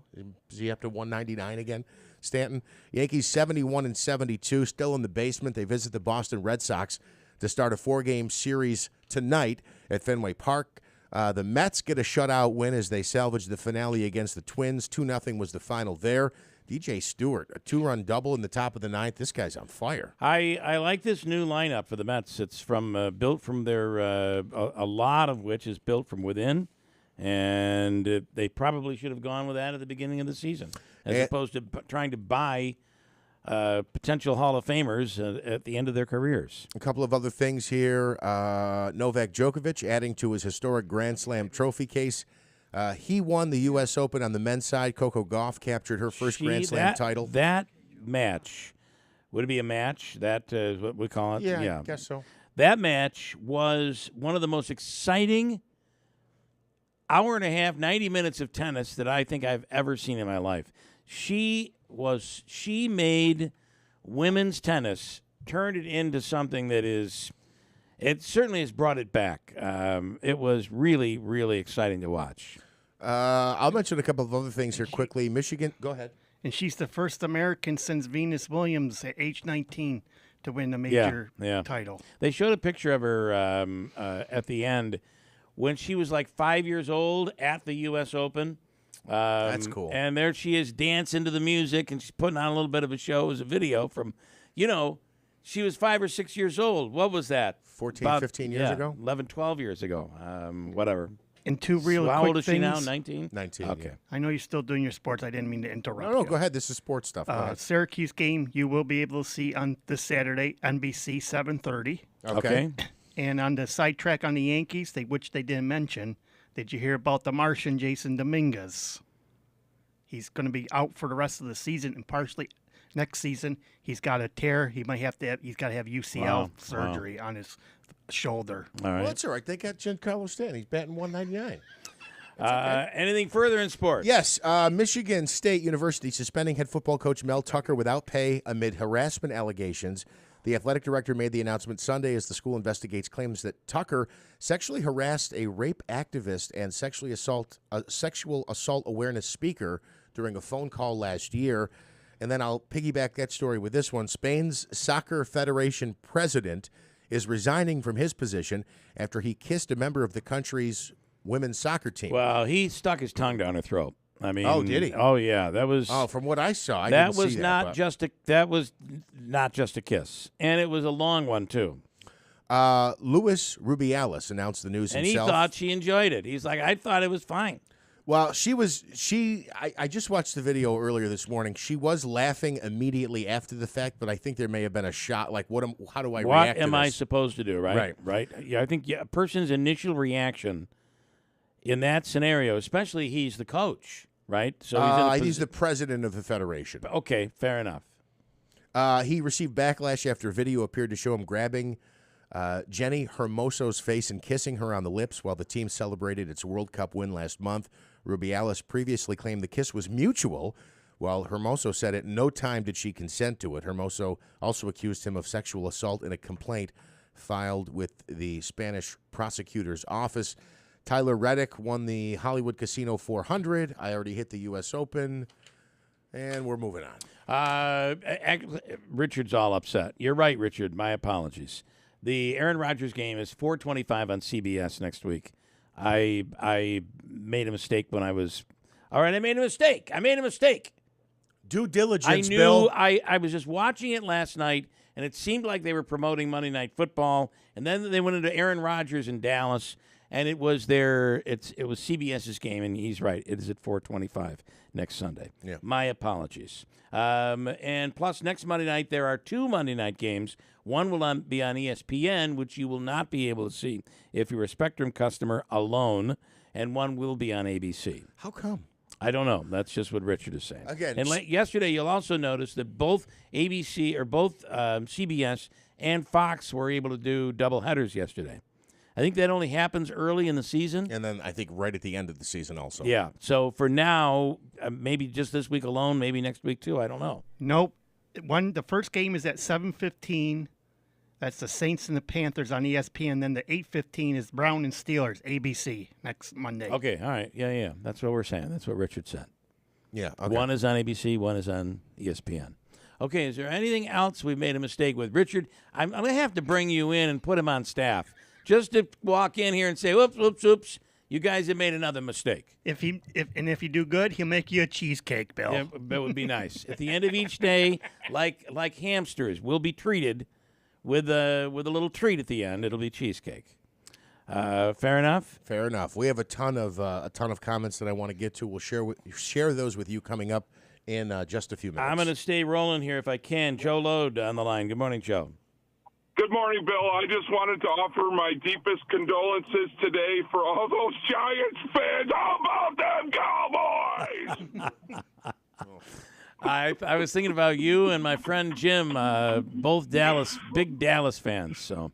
Oh, yeah, me and Jimmy Castellano there from Frankfort, New York. You're absolutely correct. Bill. They're all around, and you know what? I see I don't want to speak too soon. I know it's early in the season, but we play like that, and we're back, baby. We are back. Well, really, what did you play like? I mean, you just took advantage of bad play. Yeah. Is really what you did. Seriously, play a real team. That defense was unstoppable. The special teams was on fire, and once we got our offense clicking, forget about it. The weapons are there.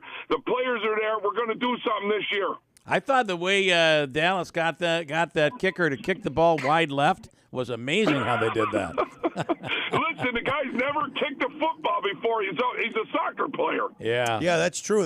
They said he didn't play in college, right? He was a soccer player. He had jitters. I mean, it was his first night, big game down there in New Jersey with the New Jersey Giants. It was tough. So I would imagine that he had a lot of pressure on him, but he made everyone after that. Yeah, well, there you go. Well, no, they didn't score at all. No, he's talking about the Cowboys kicker. Right. What I'm saying is it was amazing how the Cowboys defense prevented the Giants kicker from scoring and going wide left. That was my point. Oh, I see what you're saying. In other words, I thought you were talking about our kicker because he's a new guy. Hey, give it to these soccer guys for giving it a try out there. Right, you know, fair enough. Okay, and by the way, there were a lot of field goals yesterday. I'm pretty sure there were several. I didn't watch the whole game, but okay. There was some pretty impressive football, but I'm going to tell you this: the Patriots really lost that game. They shouldn't have lost, but they did. They threw that game away. Unfortunately, because. How they came I'm back? not an Eagles fan. How they came back and still lost that game was pretty shocking. Okay, Joe, thanks, man. They were down like 19-0. Have a good week now. Thank you. All right, you. I'm sure you will. All right, in Sarah's Flooring Outlet, if you're doing anything when it comes to flooring, there is nobody any better. Why would you go anywhere else? It's the largest inventory in all of Central New York. Sal and everybody at Sarah's is ready to take care of you, whether it's tile, carpeting, vinyl flooring, the amazing Pergo Extreme, where they have the 60-mile price radius guarantee. It's a 60-mile radius around the store. They guarantee their price, period, for a 60-mile radius. And the store is just down the street here on River Road. In Marcy, just down the street from us.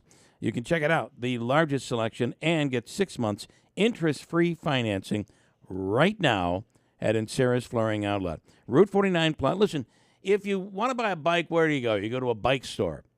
If you want to buy flooring, go to a store that deals only in flooring. You know you get the best. That's all they're focused on. That is Sarah's. Route 49 Plaza, River Road, Marcy, and online at sarahsflooringoutlet.com.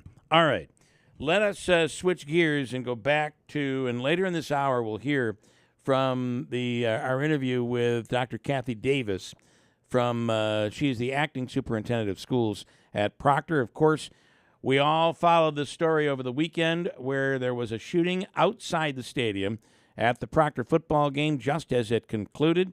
And we have Lieutenant Mike Curley standing by right now to give us an update. Mike, good morning. What do we know new as of this morning?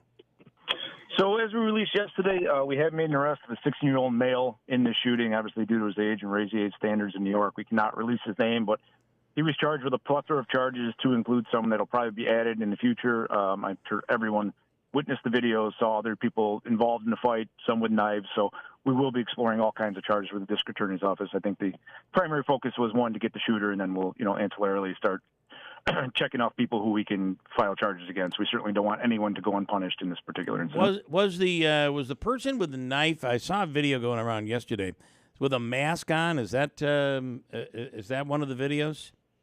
Yeah, there were certainly people with it was close to 90 degrees all weekend, so there were people with heavy jackets, masks, sweatshirts. So, unfortunately, it's one of those things that is a clue, for lack of a better word. That is a clue. So you came. So that person, clearly, by the way they're dressed, probably came with something in mind, trouble in mind, and that can we say that the security team did not allow that group in at the beginning of the game? Is that the case?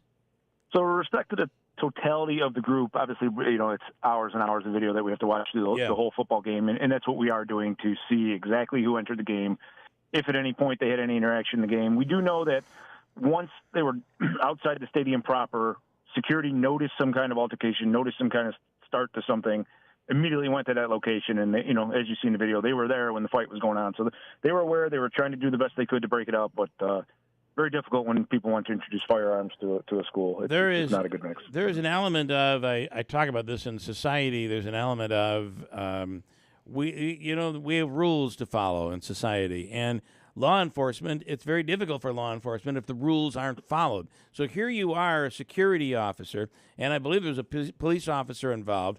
There are kids that are fighting, and the security's doing what they would normally do, just trying to break up the fight, get the crowd to disperse. What you don't expect is somebody from a short distance away to shoot at them. I mean, this is just unheard of when we're dealing with it. And, ultimately the kid who's been arrested is 16 years old. Yeah, I mean, unfortunately, Bill, we come on a lot and talk, but it's usually for lack of societal norms that we're talking about. It's not often for good things, and that's the sad part. But maybe if I could just get, I know we're not identifying the security's name for privacy for his family right now until he's out of the hospital, but yes, I think all credit needs to go to him. He put himself in harm's way, knowing those kids had knives. Obviously, didn't realize they had a firearm, but knowing the kids had knives, knowing they were actively fighting, and he did exactly what we asked them to do in these situations. And he's a hero, and thank God he'll be okay. Yeah, and Jeff actually has family contact with him, and thank God he'll be okay. Jeff, I wanted to ask if the gun had been recovered, and do we know anything about where the gun came from at this point? Note to both. We have some sort of statement that was provided to us with respect to a large area where the gun may be. We certainly ask anyone in the Proctor area to check your backyards for a discarded firearm. If you see it, please do not touch it.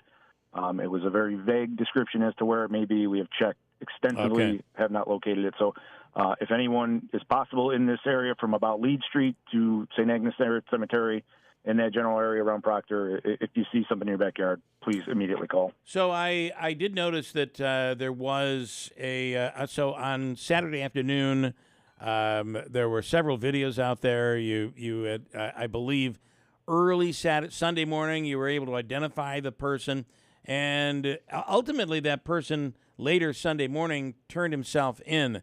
Can you talk about how that happened? Was that family members that said, "Hey, I can't believe you did this. You're turning yourself in"? Was it other pressure? How did that come to be? Yeah, I think it's a combination of everything. So about 1 o'clock in the morning yesterday, we began to what we call hit. We went to different locations to attempt to locate him. I think the pressure in the news started to squeeze at that point.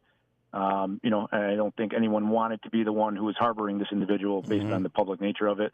And with the cooperation of family members, ultimately he decided to do the right thing and turn himself in, which is always the easier case to apprehend somebody, safer, good for everybody. And then one witness told us that it wasn't as if the security guard was targeted, but instead it looked like from a bit a ways he just pointed the gun into a crowd of people, and ultimately it hit the security guard. Is that accurate?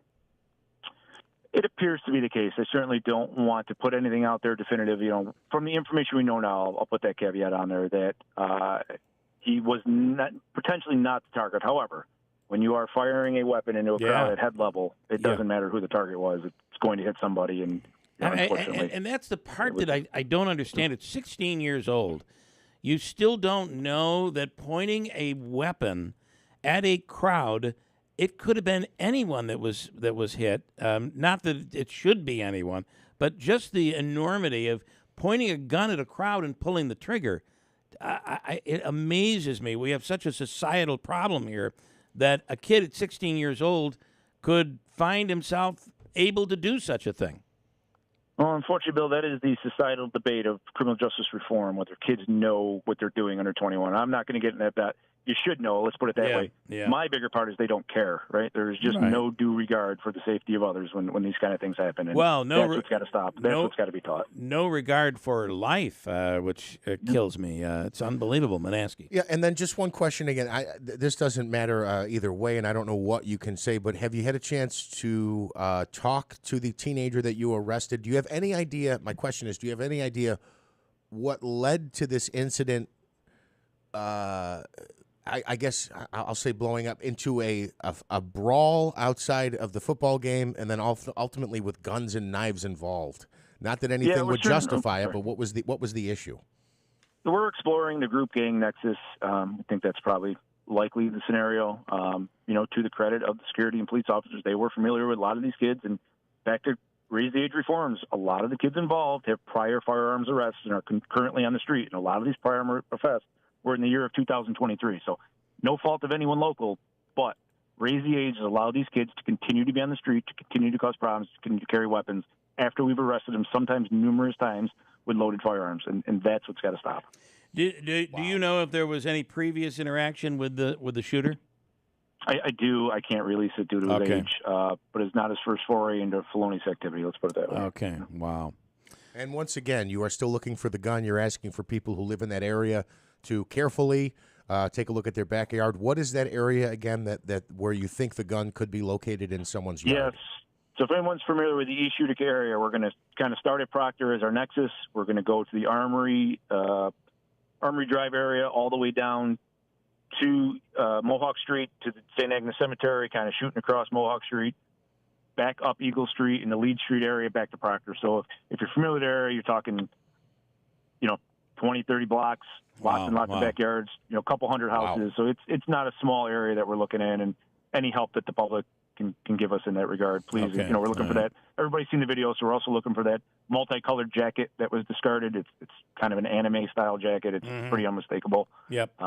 Those two pieces of evidence are allegedly to be in this area somewhere. It's amazing. We'll continue to look, but it's a large area. How much social media has played a role in this? And I mean, it's all out there.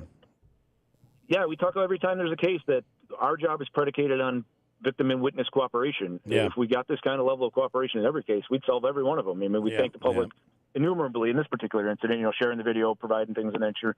Thank God that they came forward to result in an easy arrest. But I guess the bigger picture is we're all in this together. The community and the police partnership, the school partnership. If we all work together, this violent crime can stop. It's just very difficult to do the job when no one cooperates. I saw, we're speaking with Lieutenant Mike Curley, UPD, in regards to the shooting at Proctor after the football game on Saturday, and the shooting of a security guard who is currently listed in critical but stable condition.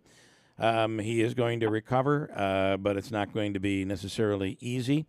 But I think that the hope is, and if you take any positive away, I do think the majority of people whose kids were at that football game, the majority of people who were there, who are involved in some way with Proctor, the majority are people who don't want this violence in their backyard. Yeah, that makes a great point, Bill. You've got a lot of social media commentary for people outside the area. 99.9% of people that live in Utica and go to the Utica School District are good kids, good parents, great faculty, great staff, great spectators. They want to come enjoy. They want their kids to have a safe and fun learning environment.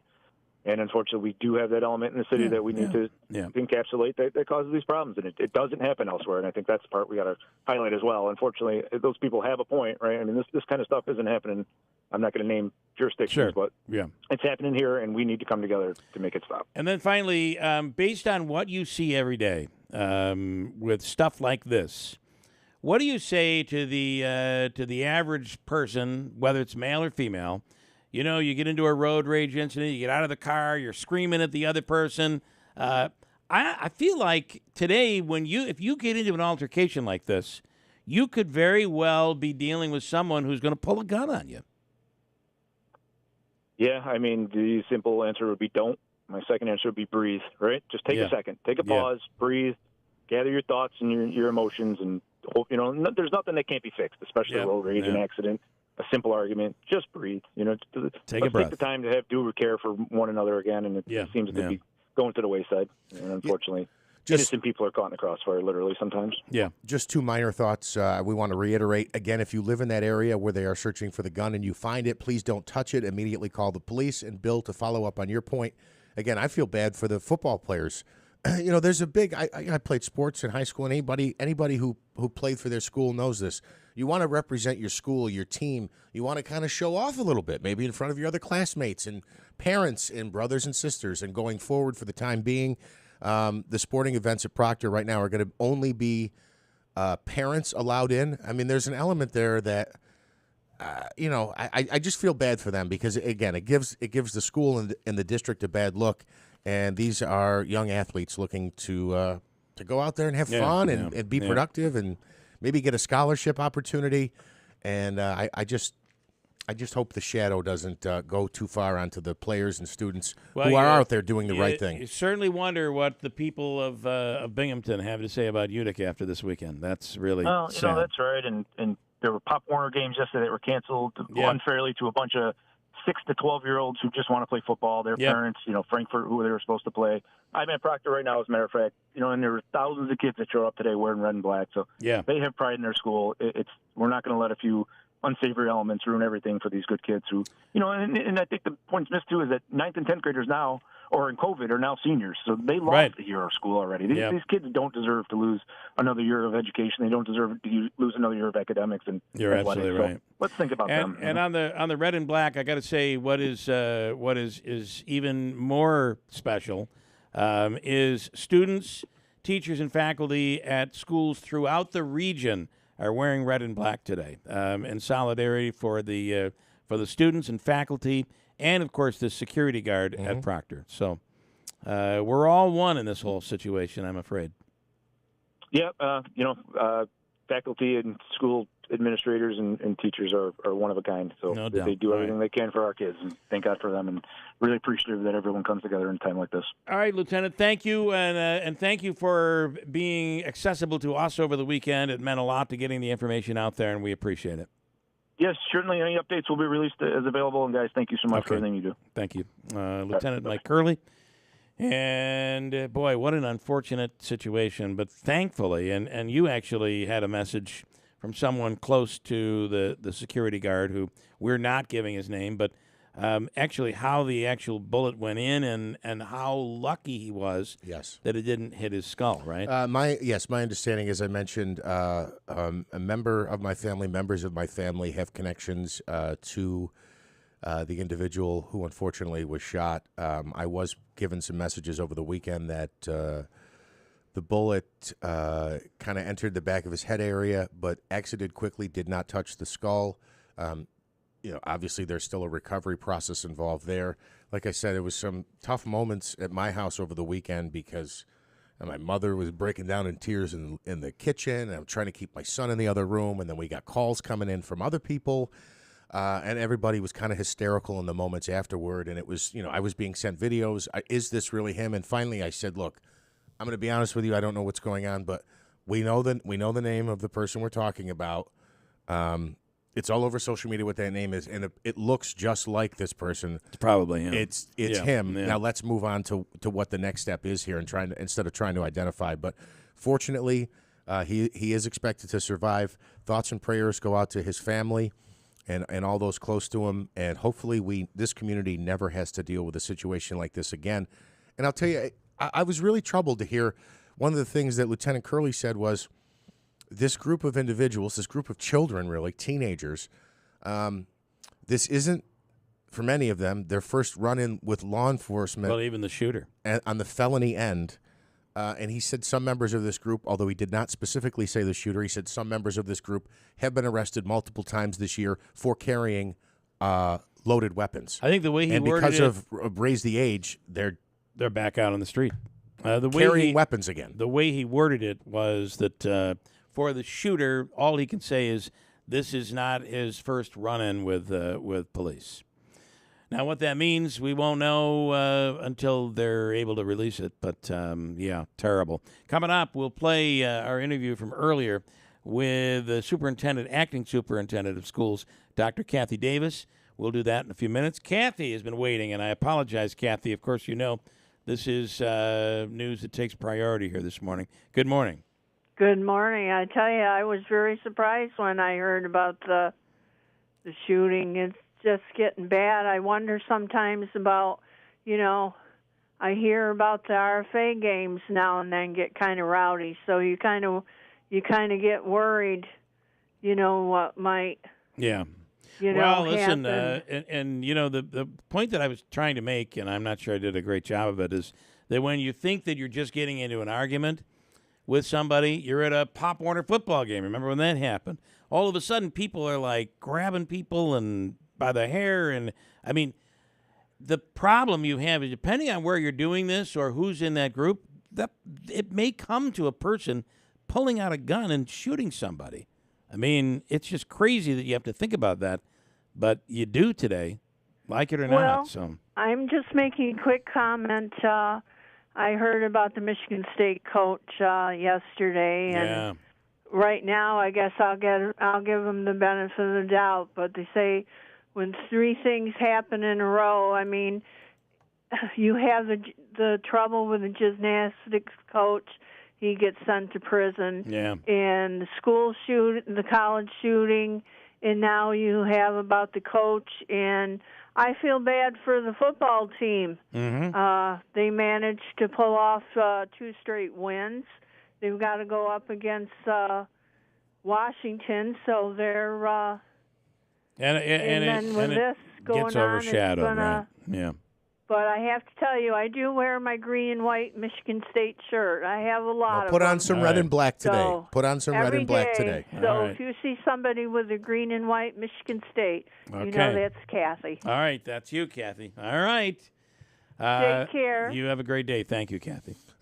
This message comes to us from Joe Beatrice, city councilman.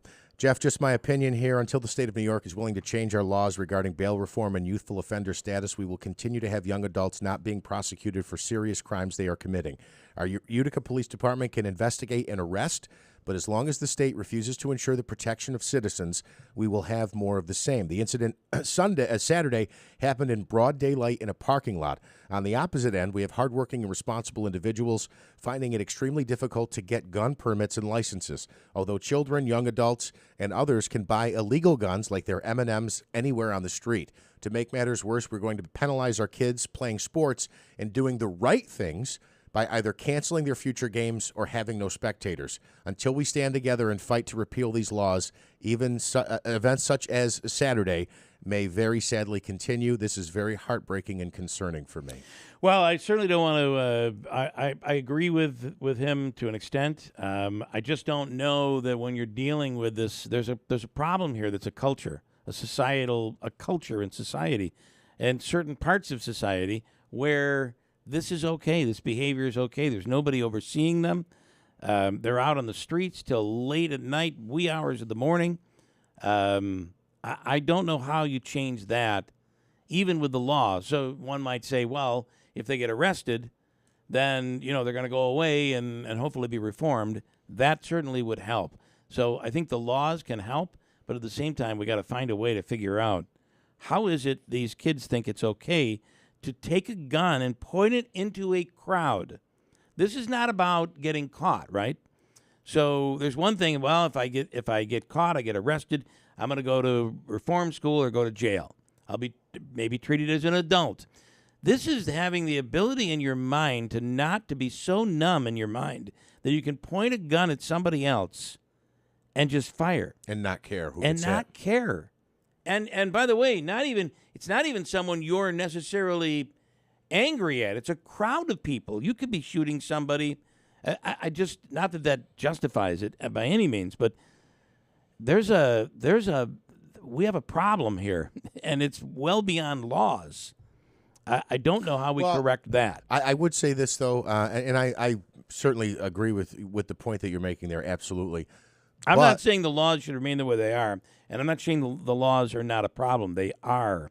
But you have this additional problem where no law is going to prevent somebody who's willing to do that. Right. There's not a law that's going to scare them because they're doing what they're doing in broad daylight, and you could have to live with for the rest of your life. This kid's going to have to live with the fact that he almost killed someone. He put them in the hospital, shot them in the back of the head. Now, are we dealing with a kid who's not even going to care about that? Who won't have a sleepless night going forward like this man's family has? But it makes you really wonder what's going on in society. Just to the point about the information that we got from Lieutenant Curley, if this individual had been arrested with loaded weapons or weapons of certain kinds already this year, there's a possibility that they wouldn't be on the street and able to be in this position. I'm not discounting that at all. I think that the laws do have to change. But thinking that the change in the law is just going to prevent this stuff from happening. Correct. He still allegedly wouldn't care. Somehow we have to get to the root of this problem and figure out how a kid at the age of 16 could think it's okay. That it's no different than playing a video game. Just don't get it. Sue chiming in, the shooter of the security guard is an alternative ed student. He most likely is emotionally disturbed or may have major mental health issues. Again, we don't want to speculate on that. But she says this is not reflective of the district. Oh, I completely agree. Yeah. Yes. Yep. And that's what we talked about. Yeah. I mean, the majority of kids in that school district are wearing red and black today. The majority of them are good kids who want to benefit from their school experience. And sadly, there's this small group that ruins it for everybody. Right now, it's Steve Ponte Mazda. Their Move to Mazda sales event is back. And Ricky Z says, now is the time. When you look out on the road, on the highways, you see more Mazdas on the road. That is not a coincidence. It's a hot vehicle right now. Dependable, great on gas, dependable. 2.9% APR financing, dependable. 2.9% APR financing up to 36 months on 2023 Mazda CX-30s, 5s, and 50s. The 2024s are just around the corner. Enjoy 0% APR financing up to 36 months on new Mazda CX-9s as well. It's the Move to Mazda sales event from the dealership that's achieved first place nationally in customer satisfaction. Steve Ponte Mazda, Commercial Drive in Yorkville. It's hard to know what to do when you lose a loved one.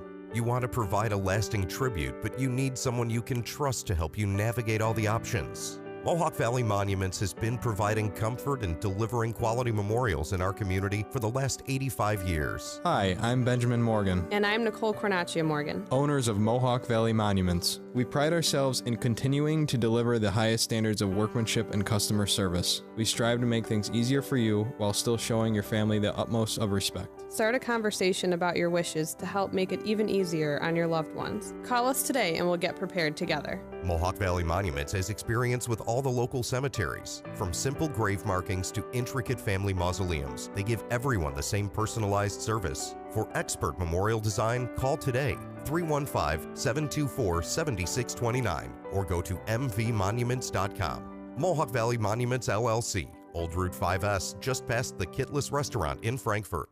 At Consumer Cellular, you get the same exact coverage as the largest carriers, but for up to half the cost. Same thing, up to half the cost. Up to half the cost for the same thing. 50% the money for 100% the same thing. I hope I'm making myself clear. Consumer Cellular. When freedom calls, we're here to answer. Call us at 1-888-FREEDOM. Half the cost savings based on cost of Consumer Cellular single-line 5GB data plan with unlimited talk and text compared to lowest cost single-line postpaid unlimited talk, text, and data plan offered by T-Mobile and Verizon May 2023. Join Hospice and Palliative Care for the Hospice Fall online auction, September 27th through October 1st. Bid on getaways, gift certificates, and themed packages. For every bid you place, you'll be entered to win 2 tickets to the Light Up a Life cocktail party. Your purchase will help ensure patients and families receive quality, compassionate care. Text Fall Auction 23 to 76278 or online at hospicecareinc.org. Brought to you by Gilroy, Kernan and Gilroy, Nuns Home Medical Equipment, UFCW, and Town Square Media. Cliff's Local Market is now hiring. As a locally owned growing family business, there's a lot of opportunity for me to progress in my career here. And it feels like I'm a part of a big family. I'm so glad I joined the Cliffs team. The benefits are great too. I can even get dental and vision as a part-time employee. But I really like the employee meal discount. Seeing one of my local customers each day and being able to put a smile on their face is what I most enjoy about working at Cliffs. Come join our team. Apply at cliffslocalmarket.com/careers. Prescriptions require an online consultation with a healthcare provider who will determine if appropriate. Restrictions apply. See website for details and important safety information. Subscription required. Price varies based on product and subscription plan.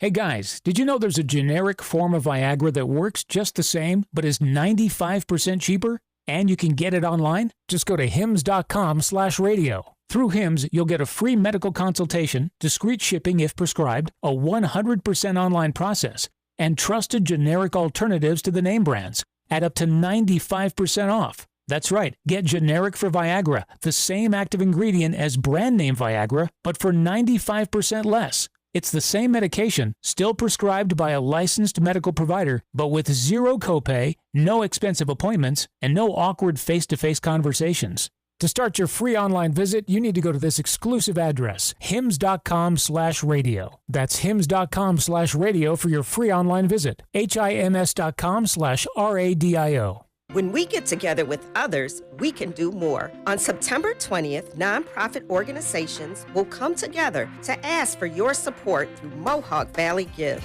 the community's 24-hour giving day. But don't wait. Give now or anytime this month. Either way, every dollar counts. And you'll show everybody that Mohawk Valley Gives. Powered by the Community Foundation, MB Gives is proudly sponsored by Staffworks and M&T Bank and brought to you by Town Square Media. Attention business owners, you may qualify for up to $26,000 per W-2 employee from the ERTC Relief Program. At ERTC.com, 75% of the businesses we've helped get funding had no idea they were qualified to receive it. We've set up a free hotline to help businesses discover how much funding they qualify for. Get your free refund estimate in minutes. With our Fast Track program, you could receive funding in as little as 48 hours. ERTC.com uses only real American CPAs and offers a sleep well guarantee. On average, our refunds have been 40% higher than other ERTC firms. Call now to get your refund estimate absolutely free. 800-200-5567. That's 800-200-5567. You'll get the maximum ERTC rebate you're eligible for. But please call now before funding runs out. For your free refund estimate in minutes, call 800-200-5567. 800-200-5567. 800-200-5567. John and Marie heard about Mattress Express's newest promotion where you simply stop in, perform a simple comfort test, and get a prepaid $25 Visa card. They went to Mattress Express's location in New Hartford on Commercial Drive next to Pet Supplies Plus. They tried Tempur-Pedic. They tried Stearns & Foster. They tried the 9 different purple mattresses. They loved them all. They settled on the Q9 King number bed by Instant Comfort in a flex head. John liked his side firm. We set it to 40, elevated his head and feet, said he'd never been more comfortable. Marie liked her side softer. She was an 18. What a difference. Elevate her head a little higher, her feet a little less. They said it was like they were each in their own custom bed. They qualified and signed up for the 5 years, no interest, no money down, did not give us a nickel up front. They, for their luxury rewards, selected a 75-inch flat screen TV. Hurry, this is a limited time offer. Come to any Mattress Express, perform a simple comfort test, and get a $25 prepaid Visa card. Hey, River Hills Properties continues to be the fastest growing real estate agency in the area. It's all about the services they provide. 15 years ago, nobody knew their name. It was just Bill and Robin, one agent, dealing with people trying to sell their homes. The idea was if we are different, if we offer services and work really hard, high on full service, it will make a difference. And guess what? It has. Currently, River Hills is the #1 independent real estate agency in all of central New York. #2 if you include the chains. It's River Hills Properties. Over 30 agents today, all servicing people in extra ways, helping them in one of the more difficult and stressful periods of their life. Selling a home. It is stressful. It's a big moment, and River Hills can help. Call them today at 315-896-1009 or visit them online at riverhillspropertiesllc.com. If you're looking to sell or buy River Hills Properties, nobody sells homes like River Hills. Call today. Heritage Logging and Tree Removal, your trusted tree removal specialist. With today's extreme weather conditions and new invasive species wreaking havoc on your trees, it's very important to call as soon as you suspect any problems to protect your valuable property and your precious loved ones. Heritage Logging is going to be there to assess your trees and give 24-hour emergency services. For all your tree care needs, call or text today 315-796-2941 or go online to heritagelogging.com and Facebook at Heritage Logging. Exergen is the smart choice when selecting a thermometer. As children return to school, keeping them healthy is important. Got a fever? Stay home. To detect fever accurately at home, you need a fast, non-invasive, and clinically accurate thermometer. Exergen provides all of that and is backed by over 100 clinical studies. Accuracy matters. Be smart and safe. Measure temperature accurately with Exergen. Available at Walmart and Walgreens. Learn more at Exergen.com. Fred F. Collins & Sons Heating, Cooling, and Insulation. If you're thinking about the inevitable, Jeff, you know what the inevitable is. You know, today's going to be, tomorrow will be close to 80 with some clouds and sunshine.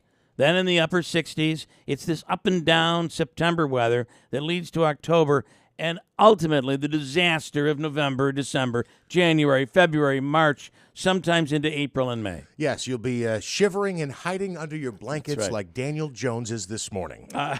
That's maybe not quite as bad as that.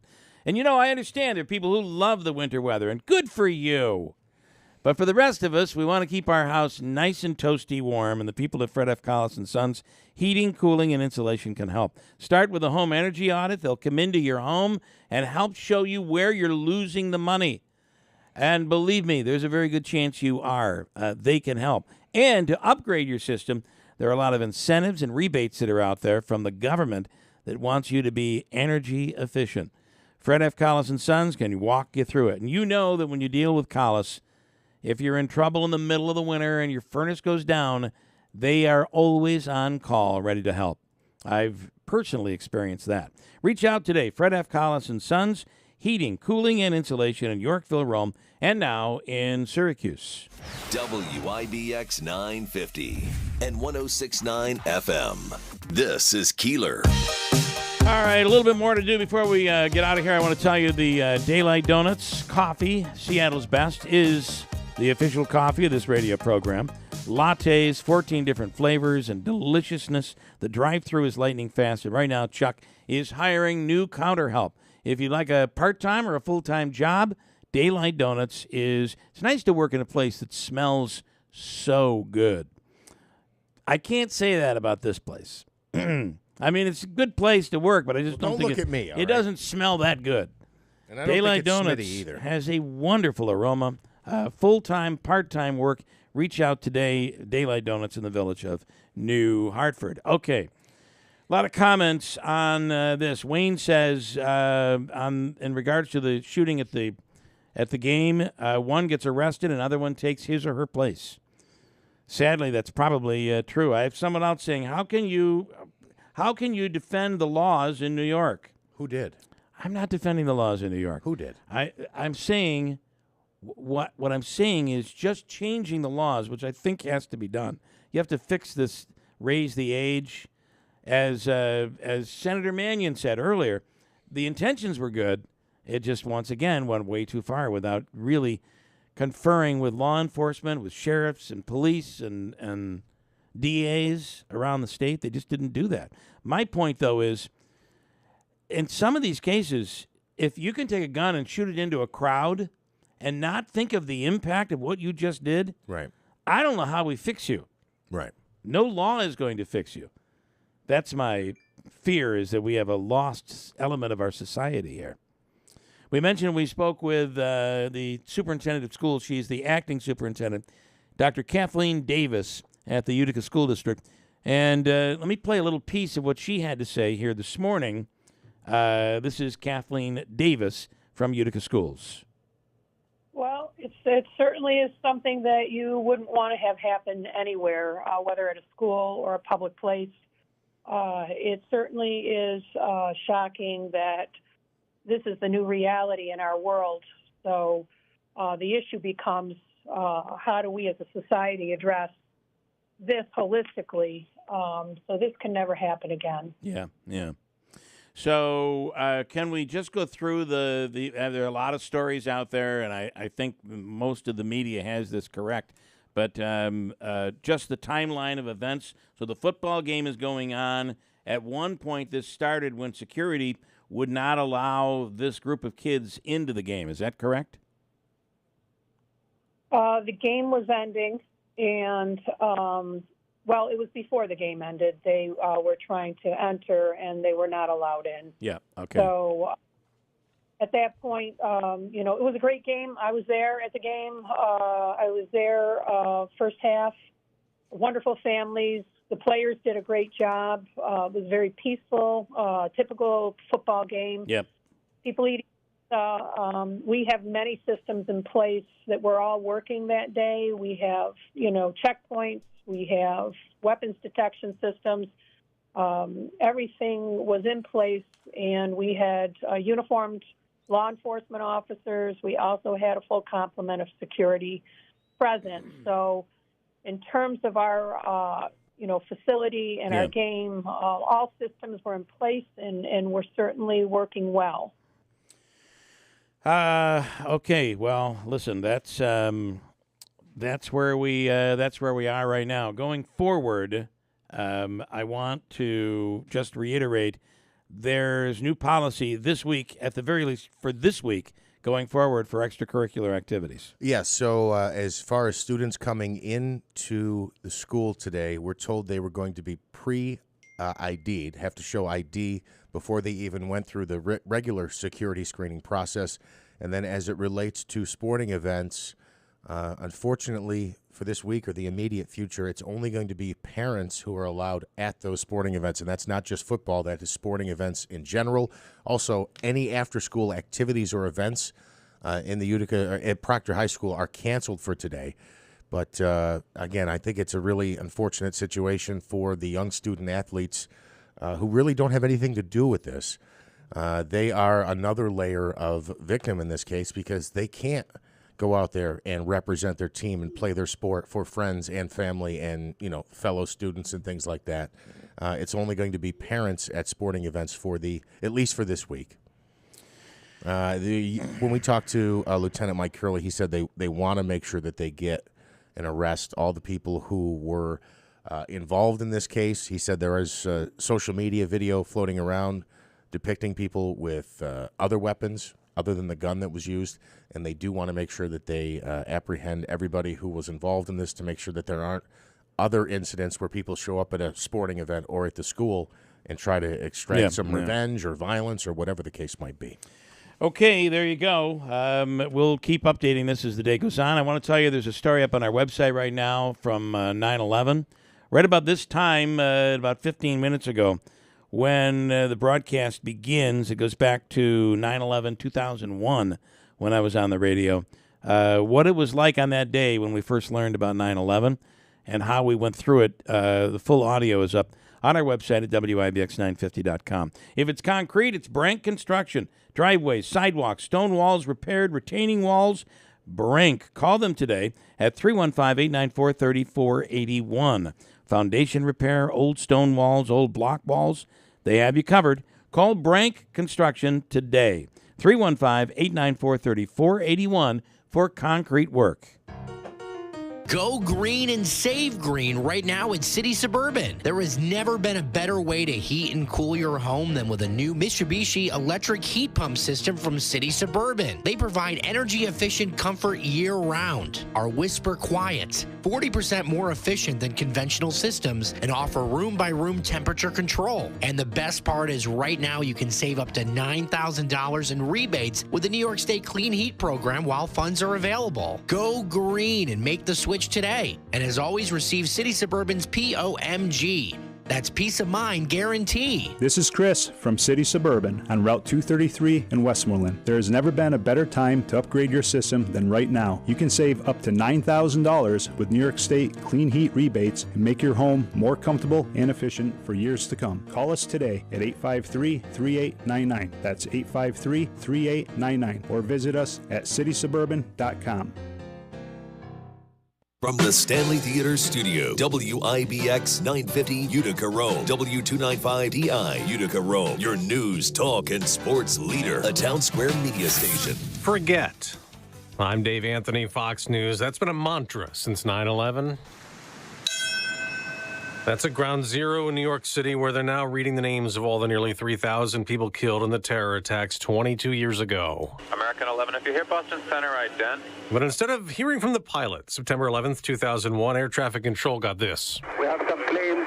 Just stay quiet and you'll be okay. We're returning to the airport. Then that plane crashed into the World Trade Center. 17 minutes later, a second plane hit another twin tower. By 10:30 that morning, both had come down. The World Trade Center's collapsed. Building 2 has collapsed. Okay.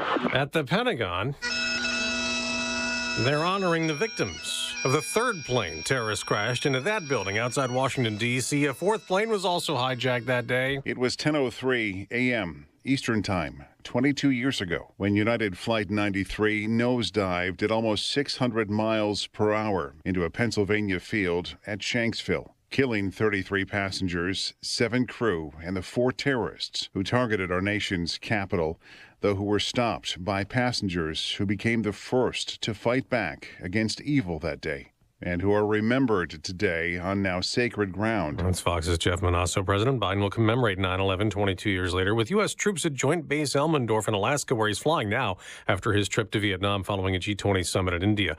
North Korean leader Kim Jong-un is headed to Russia to meet with and perhaps help President Vladimir Putin. Kim is on a train headed to that meeting, which could happen as early as Tuesday. U.S. leaders released intelligence reports last week saying the two countries were arranging a meeting. The focus of that meeting could be on getting weapons from North Korea to Russia to help in the war in Ukraine.